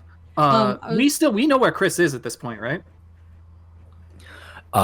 You know roughly the direction he went. You know his exact position. Polaris, to the south. I'm gonna fly up Oh yeah, he's flying. about 60 true. feet. Are you casting it again? Yeah. Okay. As you cast fly, you see the guard, like sort of tiptoeing his way, like past Chicken, sort of just gives up and he begins to like load a crossbow. As you cast fly, you begin to fly up. You see 4 more guards behind you that were rushing behind you to flank, also loading crossbows. They sort of see you fly up towards. As you begin flying, He's got shield. He'll be fine. Yeah, I'll be fine. It's a good distraction. He did exactly what he was supposed to do. what's your AC? It's 11 right now. Okay, so 2 of them hit. One's 11, one's 16. I guess I'll use shield for that then. Okay. One of them. Both of them actually, because 11 was 16. Nope, one still Oh. hits actually. Never mind. Don't fail the con check. Don't fail the con check. So you take 7 points of piercing damage as you cast shield. Most of them miss because they're just fucking what? And then one of them does hit as you're sort of casting shield. It sort of like hits you right in the spine from behind where you weren't really looking. You take 7 points of piercing damage. If you haven't already, I don't remember if you did. Yeah, I did it. Oh, okay, I cool. did it. And make a concentration check for me.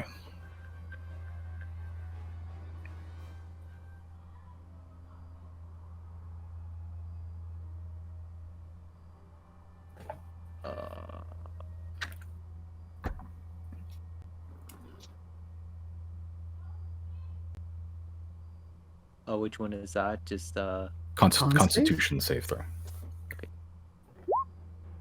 Yes. Nice. You keep your Yes! flies, you continue Never punished. your momentum upwards. You don't see Polaris or anything, but you are flying upwards. We can look out the window and look for Chris, right? Yeah. Okay, we'll do that. Okay. As you're sort of flying southward, both you make perception checks. Yoink. Yeah, just no way I don't fucking see him.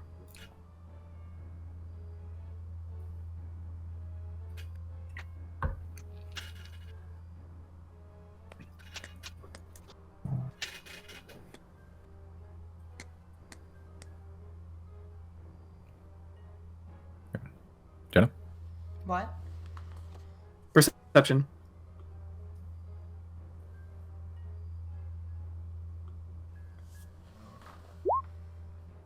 Pretty good. Okay.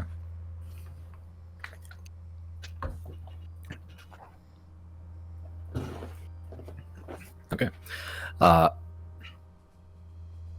so Jenna, you're sort of just looking out, and you do see this vague elven form, sort of in the darkness. Even with your, you're sort of hovering like Jesus in the snow, just covered in like peck marks and grease, and just like little bits of crumbled hard-boiled egg in his arms. I love Riley, the as- doors on the dragon. Yeah. Riley, you sort of look down, you see there's like 12 like more guards are rushing to that position as well, and they're all like armed with crossbows, and they're about to fire, but like the ones that are already fired are, you know, they're getting ready. I'm gonna peek my head out the door and be like, Chris, this way. Okay. Yeah, I'll go there. Are we on the ground right now? No, You're flying. we're in the air. Are we above them? Mm-hmm. Yeah, roughly, yeah. Can Giorgio stick his ass out the window? He may. Can he use the new thing and a foul Maybe. one? The foul nature's call. Yeah. As Giorgio sticks his ass out the window like Pooh Bear in the tree. The both of you witness, Chris to some extent as well. You see exertion on Giorgio's face, followed by this foul, it's like the worst thing you smelled, and you've waded through like sewers and stuff. This foul smelling turd. Chris, you see this like the faint, like a fairly big sized turd drops from the dragon. It's like magically appearing. You can see like a little bit. There's like bone sticking out of it. There's like a weird like rotted like flesh. There's like maggots sticking out of it. You can see visible stench lines as it drops directly below where you were. Let me see here. What are the mechanics of this? I'm assuming this is counting as getting stomped on because it's the same area Yeah. as people. Yeah. So Each creature roll for within stomped 10 on. feet must succeed a Constitution saving throw against Giorgio's spell save DC, or take Which I poison believe is- damage equal to 1d12 plus Giorgio's Constitution modifier.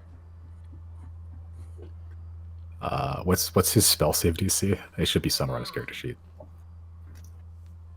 15. 15. Okay. I'll say 5 of them get hit 10 feet. 6 of them get hit. They all fail. Nice. Okay, so they take poison damage equal to 1d12. Hold on, 1d12.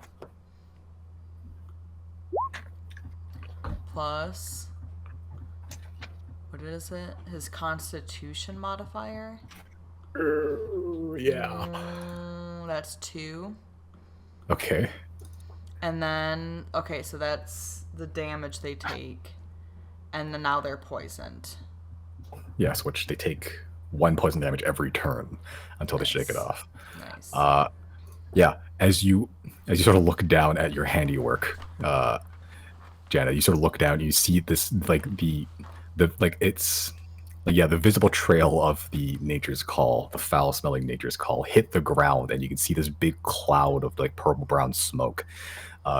You immediately see like almost every guard there begins to retch. Like they're on their like hands and knees or just like buckled over, just retching. Some of them have fallen straight up like on the ground, like they're not moving. And you have successfully just gassed out a whole alleyway.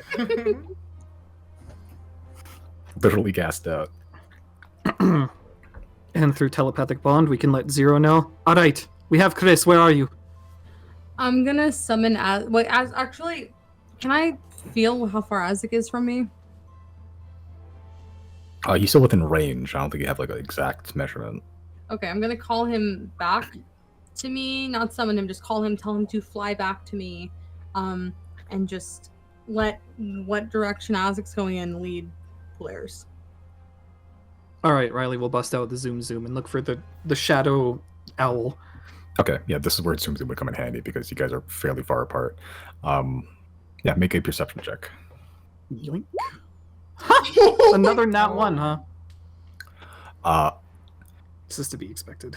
Yeah, you're looking for Azik across like a vast distance in the darkness while he's a black owl.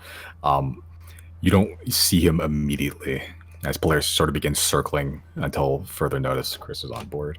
Yeah, you're trying to figure out where he is, but you just can't see this owl anywhere in the vicinity. As eventually, Azik flies to your location, doesn't go into the house, but you do see him outside if you look outside. Okay, I'm just gonna tell him to circle up there for a bit until hopefully somebody can see him. Okay, he takes off. And what?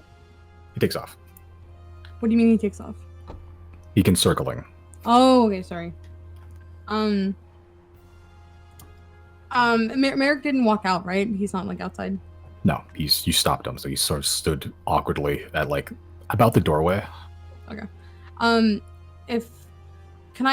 still want to like stealth when I do this. Can I step out of the house? I want to look for whatever runes the mage drew like near the house. I want to see if anything's still there. Okay. Looking out, don't need to make a perception check. It's fairly easy to see. There's a number of runes that are actually scrawled into the snow itself. You see, they've been like done it like several times. Like across in like a 15-foot like square, like all across the whole hallway, is like filled with like these runes. Okay, I want to use my little foot to fuck them up because if I ruin them, they can't be used anymore, right? Maybe. I think that's right. So I'm going to do that. Okay. All right, so you begin to sort of scrub them clean. He's trying to just discreetly do it. Make a stealth check for me. With advantage. Because there are 5 guards just stood outside here. Okay, so you roll natural 1, so that's a 19. All right.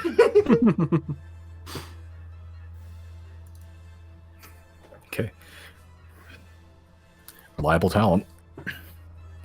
Oh, I forgot about that. I was looking at it. I was like, why is it? Okay, go ahead. Yeah, no, reliable talent. Yeah, you roll a 1, so that you rolled less than a 10, so that means it's a 10, including a natural 1. It's my favorite rogue joke where it's like I rolled a 1, so that's a 38. Yeah, you managed to do it successfully. You it's like you're like clearing it like a board, like an etch and sketch. You're making it perfectly smooth again, even. Okay. I would also like to. I'm gonna go back into the tiny. Not that it's not a tiny hut, but you know the hut. And are we out of sight when I get in there? Technically, yeah. I'm going to cast. I'm gonna tell Merrick hold still. I'm gonna cast invisibility on Merrick. That drops yours. I know. Okay. And once I do that, I'm going to cast disguise self on myself and make myself a red robe thing. I'll make myself. Who's the one we dealt with back in the fucking in the Grand Arbiter's Hall? What's his name? Igniter. The Igniter, Kelvin Jagan. Yeah, I want to make myself look like him. Smart. Okay. Okay. So Merrick goes invisible. You look like the very tall, yet hunchbacked mage with the glowing yellow or orange eye to the left side. Okay. And I would like to walk out of the little hut thingy, and as soon as I walk out, I want to cast Eldritch Blast has like light to it, doesn't it? Like it's like a wispy light thing. A little bit, yeah. Like candlelight for you. Okay, can I cast Eldritch Blast up into the sky? There should be like 3 different like, little beams, I think, of it. Okay, yeah. So you sort of just spread shot that into the sky. As you walk out, the guards immediately sort of reach for the weapons, but then they sort of are taking it back as you walk out with your very menacing form. You even like the Ignite is pretty fucking tall, but he just hunchback, so he's sort of like on the same level-ish as other people. Mm. You sort of walk in with like your crooked smile and the glowing yellow eye, and you sort of just launch 3 things into the sky. The guards sort of just skirt past you and look into the house itself and see no one. One of the guards sort of just turns to you and goes, Where's the prisoner? I'm going to hiss at him and yell, "Stand down! Wait!" And I want to intimidate him. Okay, make an intimidation check.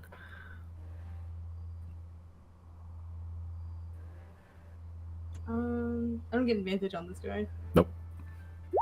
That's fine. Still pretty fucking good. Okay. The moment you hiss and say that, he sort of just like they back off very quickly. They give you like 15 feet of space. I'm going to turn to him and I want to tell him, "Go help the others. They need you more." But like in a like disgusted, like pitying way. Like I don't respect him. It takes him like solid 20 seconds to respond before one of them just goes, "You're the Nida, go!" They all begin to take off in that direction, giving you a fairly wide berth as they do. They're just skirting past you. And since telepathic bond is on, we all know what the fuck's going on. Did we see the Eldritch Blast hit the sky?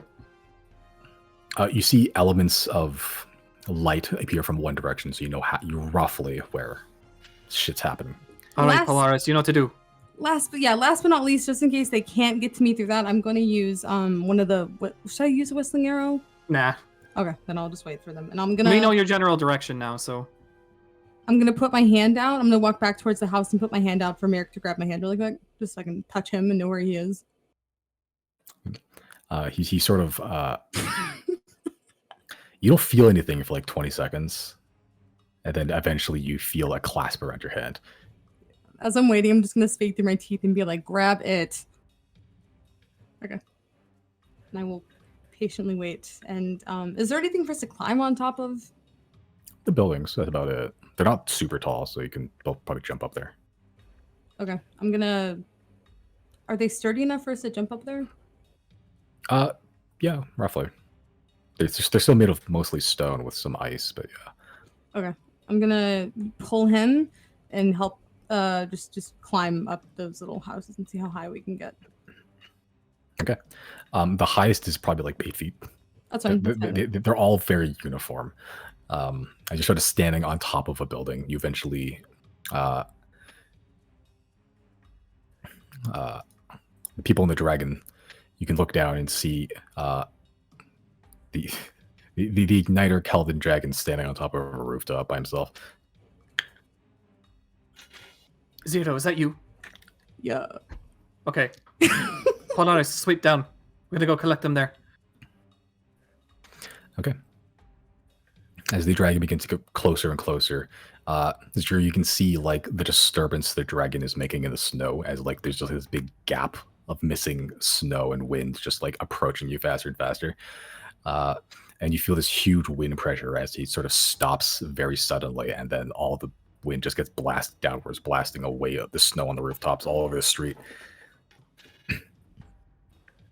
Riley pops his head out. Come on, quickly! Okay. I'm gonna drag Merrick up the stairs or whatever.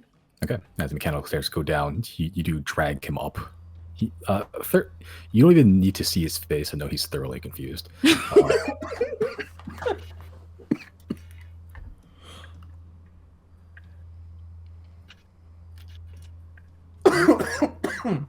Yikes. Okay. But you do drag Merrick and Polaris. Polaris, Merrick, and Zero. You drag Merrick up onto Polaris. And Polaris takes off again and begins to fly. Oh my god, we did that. Told you it'd work out. Holy shit. I did not expect it to go that well. Wait, have Polaris go north. South is North? not a good idea. Okay.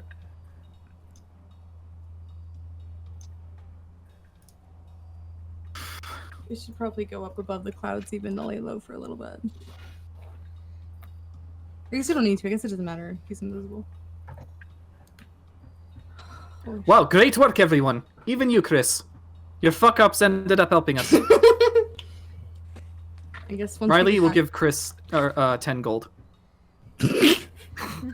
like a treat for a dog. Yeah! Once we get in, I'm going to drop Disguise Self, and I'm also going to drop Invisibility for Merrick. Get a 10 gold. Need 21-0. Forgot to put my gold back. There we go. There we go.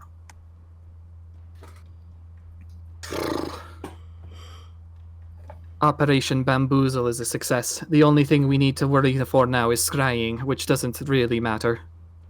Oh yeah, if you guys want to put those amulets on, now's a good time. Yep. Who all wants one? How many do we have? 3? You can give one to Merrick. Yeah, that's a good idea. We knew Riley was bugged, right? What? I think we had only caught them scrying one time, and we had an idea of who it was. I think they were watching Riley at the time, yeah. But we don't really know who they could be watching any of us. And they still have the potential to. Yeah, Merrick as well. Laying low is a good idea. Maybe before we go to Lipat, we should go far to the north where the Yetis are. I agree. Just until we can all get those amulets. Those, yeah. I'll just cast the non-detection on myself. Right now. Okay. That only lasts for like an hour though, right? 8 hours. Oh, nice. Also, So it costs 25 diamond Oh. worth of diamond dust worth of yeah. Yeah, maybe don't do that. Also, we could just go into Magnificent Mansion right now. Yeah, true. Well, no, because he doesn't have the spell of ready. He needs another long rest for that. Okay. But we're on the move, so he can do that. Yeah, and we can all, I don't know, if we're worried about getting scryed on, like, we're not doing anything important in here. We're just walking around this ice house. They can't get Yeah, to us. true. Yeah. Although they could they possibly zoom out and like gain our location from that? Or does that only happen as the scrying begins and ends? A reverse zoom and enhance. Zoom out on Google Maps. Where are they? I don't think so. I think it's like immediately around, right? Yeah, I think they have to know if they're looking to scry on an immediate location, they have to know that location. Otherwise, they're just going to scry on you and your immediate area. Okay, yeah, okay, then we're probably fine. Once everything's settled down, I'm going to take the Apotheosis vessel out and hand it to Merrick. And yeah. Do you have to attune to the anti-scrying stuff? Yeah, you do. Yeah. Then Jana As will take one. as you have the as Merrick is very hastily shoved aboard the I'm just gonna turn the music because it's a bit too intense now. There we go. Merrick is hastily shoved aboard Polaris, and all of a sudden you guys are discussing plans, and then shoved an amulet in his hands up along with Apotheosis vessel. He sort of just looks to all of you and he just goes, "You've all gone crazier last time I saw you." What did he say? You've all gone crazier last time I saw you. The words you're looking for is you're welcome. Thank you. He sort of just stares at you, Zero. That's fine. Okay. I stare back. I give a lazy, sarcastic smile, even. He sort of just sighs to himself heavily and just almost like deflating. Thank you. Don't worry, big guy. We'll get on your vengeance soon enough. Right now, we need to fucking regroup. Make sure that the Arbiter can't easily find us, and we've got some other business elsewhere. Yeah. And no, there's a lot that's happened since last we saw you. We have bigger fish to fry than Silverwind, even. There's bedrooms if you want to go get some actual sleep. How many bedrooms? Take mine, I don't care. Yeah. I'll sleep on the floor if I have to.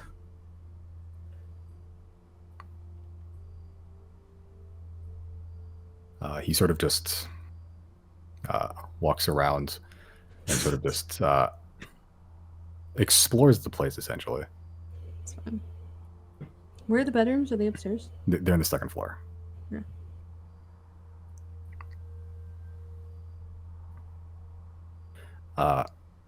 He's sort of just walking around, Just like he goes to the dining room, just looks around. Where are we exactly? Polaris, want to explain yourself? Should we do that yet? I thought we agreed not to say his name for a while. Oh shit, you're right. I mean, we've already said it plenty. It's too late for that, but maybe we should wait to tell Merrick when we're in the mansion. Right.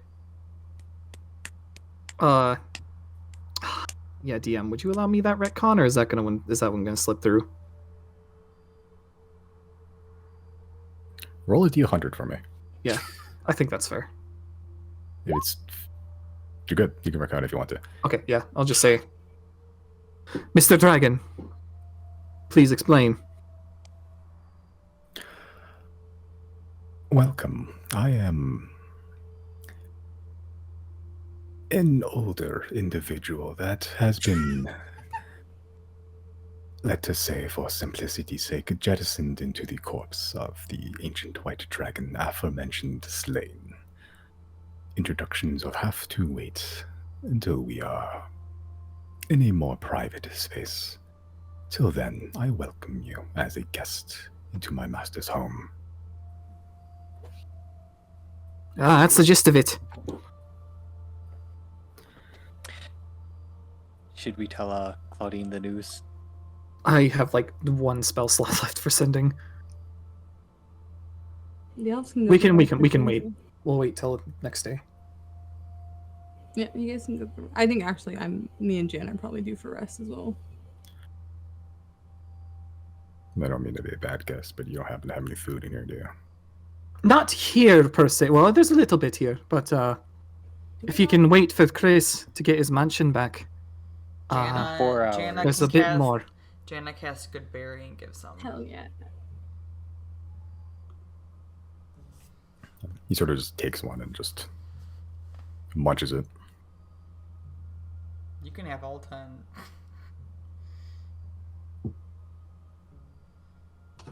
You guys can eat the rest. You'll need one, right?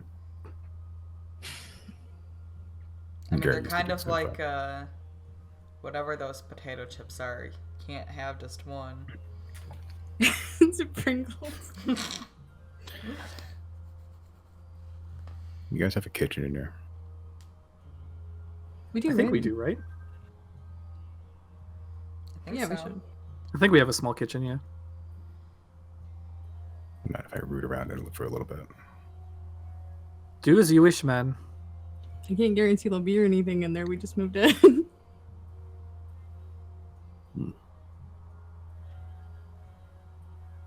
I just like some actual food. Tomorrow, then. Yeah, if you want to wait a few hours for Chris to rest up and get his magnificent mansion, and you'll be able to eat there. Yeah, Merrick doesn't look great overall. He's a pretty burly dude. You can see he's still slightly malnourished. Like he's noticeably skinnier. He's still pretty burly though, but yeah. If you want to get yourself cleaned, we also have amenities as such. I'm sorry, there's a shower on this dragon. You'd be amazed what magic can do.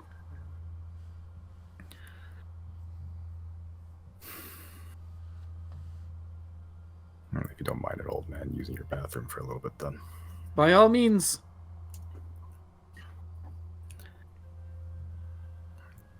Okay. As you sort of just guide him to the bathroom.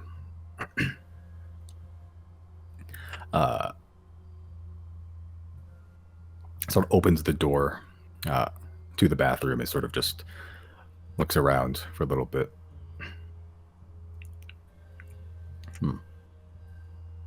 He sort of looks on the ground, sort of out of your view, and sort of just picks something up.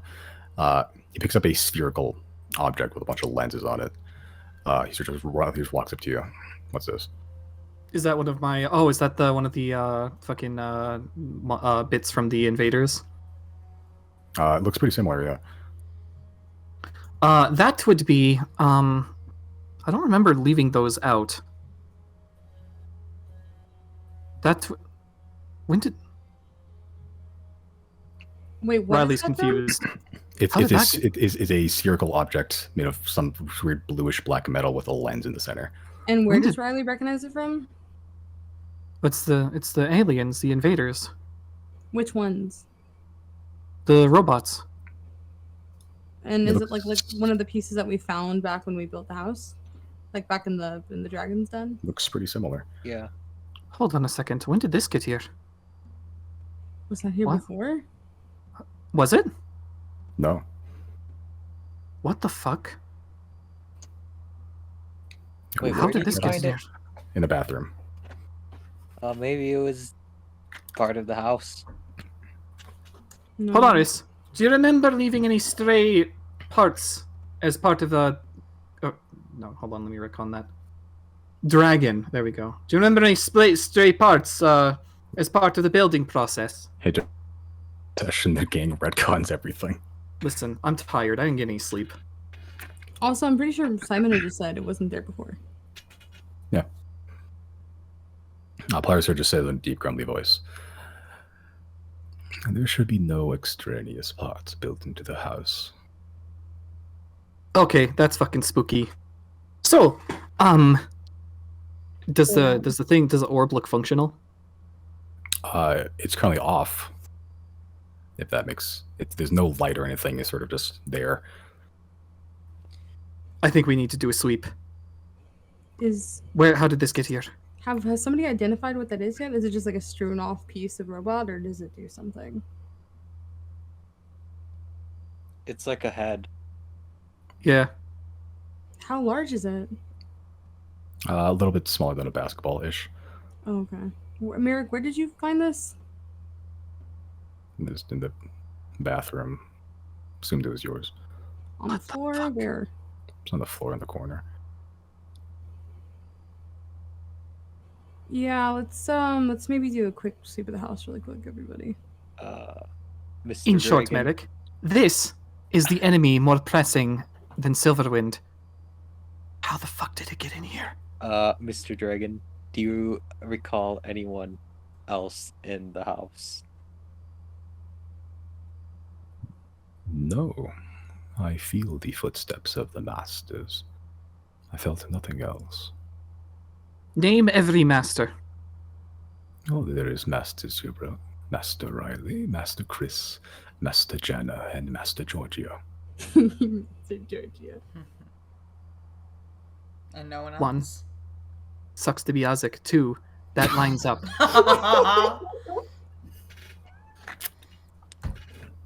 Something's not right. Yeah, let's get investigating. I'm gonna do detect magic as the ritual. Okay, as you're casting Detect Magic, Merrickser just looks at you, Riley. So this is the enemy that you're talking about.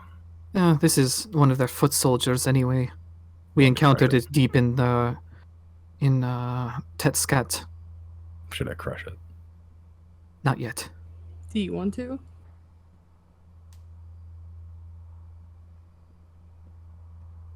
He doesn't really answer that. Okay. Once we figure out what's going on here, or at least have a decent idea, then we can talk about destroying, crushing, repurposing. At this point, the orb sort of turns on. Oh, no. A blue light shines, almost flickering a little bit out of the lens. You can hear something whirring on the inside as it almost rattles and it shakes. Merrick started keeping a tight grip on it, but you hear grinding on the inside. But the grinding almost sounds like a pattern a little bit until eventually your brain processes it in a different way. It sounds almost like words. You hear in very faltering, clacking methods. No. Kill, don't. Alright, listen here, you scrap heap. Your kind has been waging war on us for eons untold. Simon, Why should we spare you? Can I make an insight check? Did I recognize that voice? Make an insight check.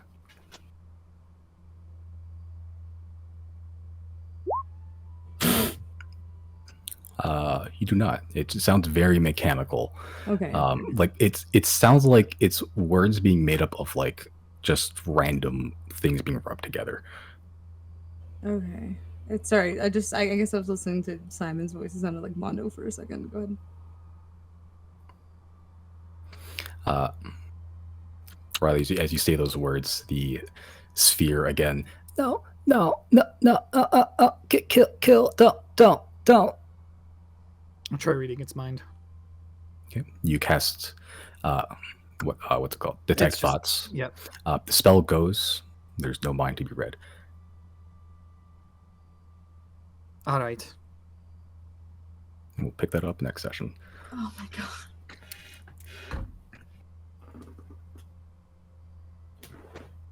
Good fucking session. Jesus. Mission accomplished, and what the fuck? What? Oh, this is gonna be a long 2-week wait. We're never gonna feel safe in our house again. Yeah.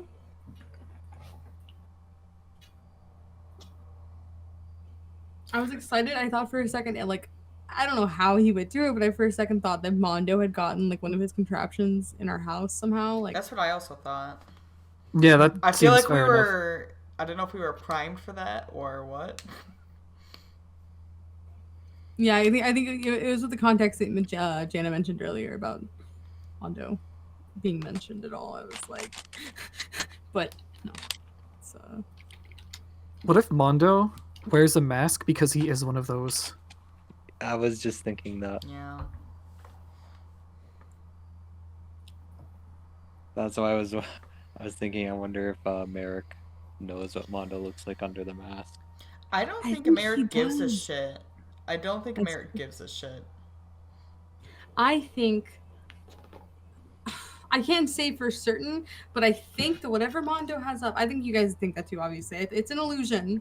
I don't think he actually looks like that, but I think we saw him without it on a long time ago. Like I think the very first session we met, the Four Corners, there was a redheaded kid, like a small little redhead kid. Mondo wasn't there, so I'm almost wondering if that's what he really looks like.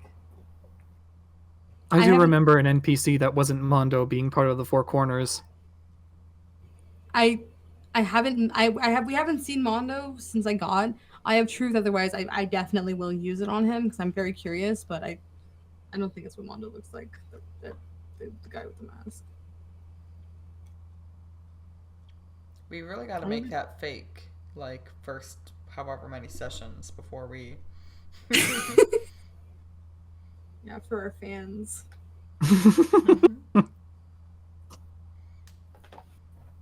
Fan.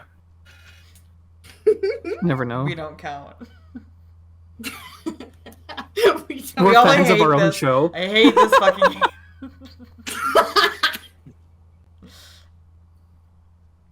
I mean, I guess there really is no bigger fan of a show than the person who produces it, huh?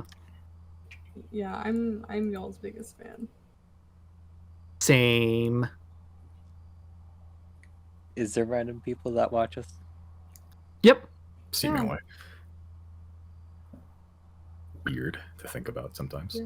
Didn't you see the screenshot Josie posted? I feel too away right now. I feel like we gotta stop. No, you can always just cut this part out. We're done playing now, so. Hi, random stranger. Did we get XP? This is definitely not getting cut out. Give me those far away from leveling up yet. Say it's a lot of RP, like good RP, clever problem solving. Chris just throwing everything he has. As one does. I'll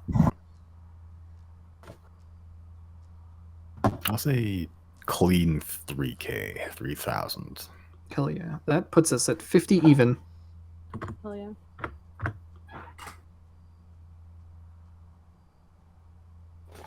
Oh, really? I thought And maybe we were- managed to do it without any Yeah, combat. I have 60 at the end. No, yeah. What? No. Yeah, it's Yeah, 150 it's one- 60. Yeah. Okay. There you go. What Oh, was I that? had 149,060. Oh, No, we had a 7 before, not a 6. Oh, It should be 150, comma 060. Correct.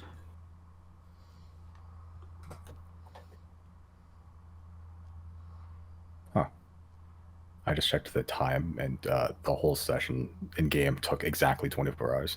Hell yeah. Huh, nice. We ended All on in a day's 12:30 work. again. Oh. See, yeah, I'm a hater of this for sure. What? I'm What was Hater it? of what? Just All in a day's work. Yeah. Oh. It's the... This is why I'm not a fan. Fucking corny ass bard keeps making me have an aneurysm every time he speaks.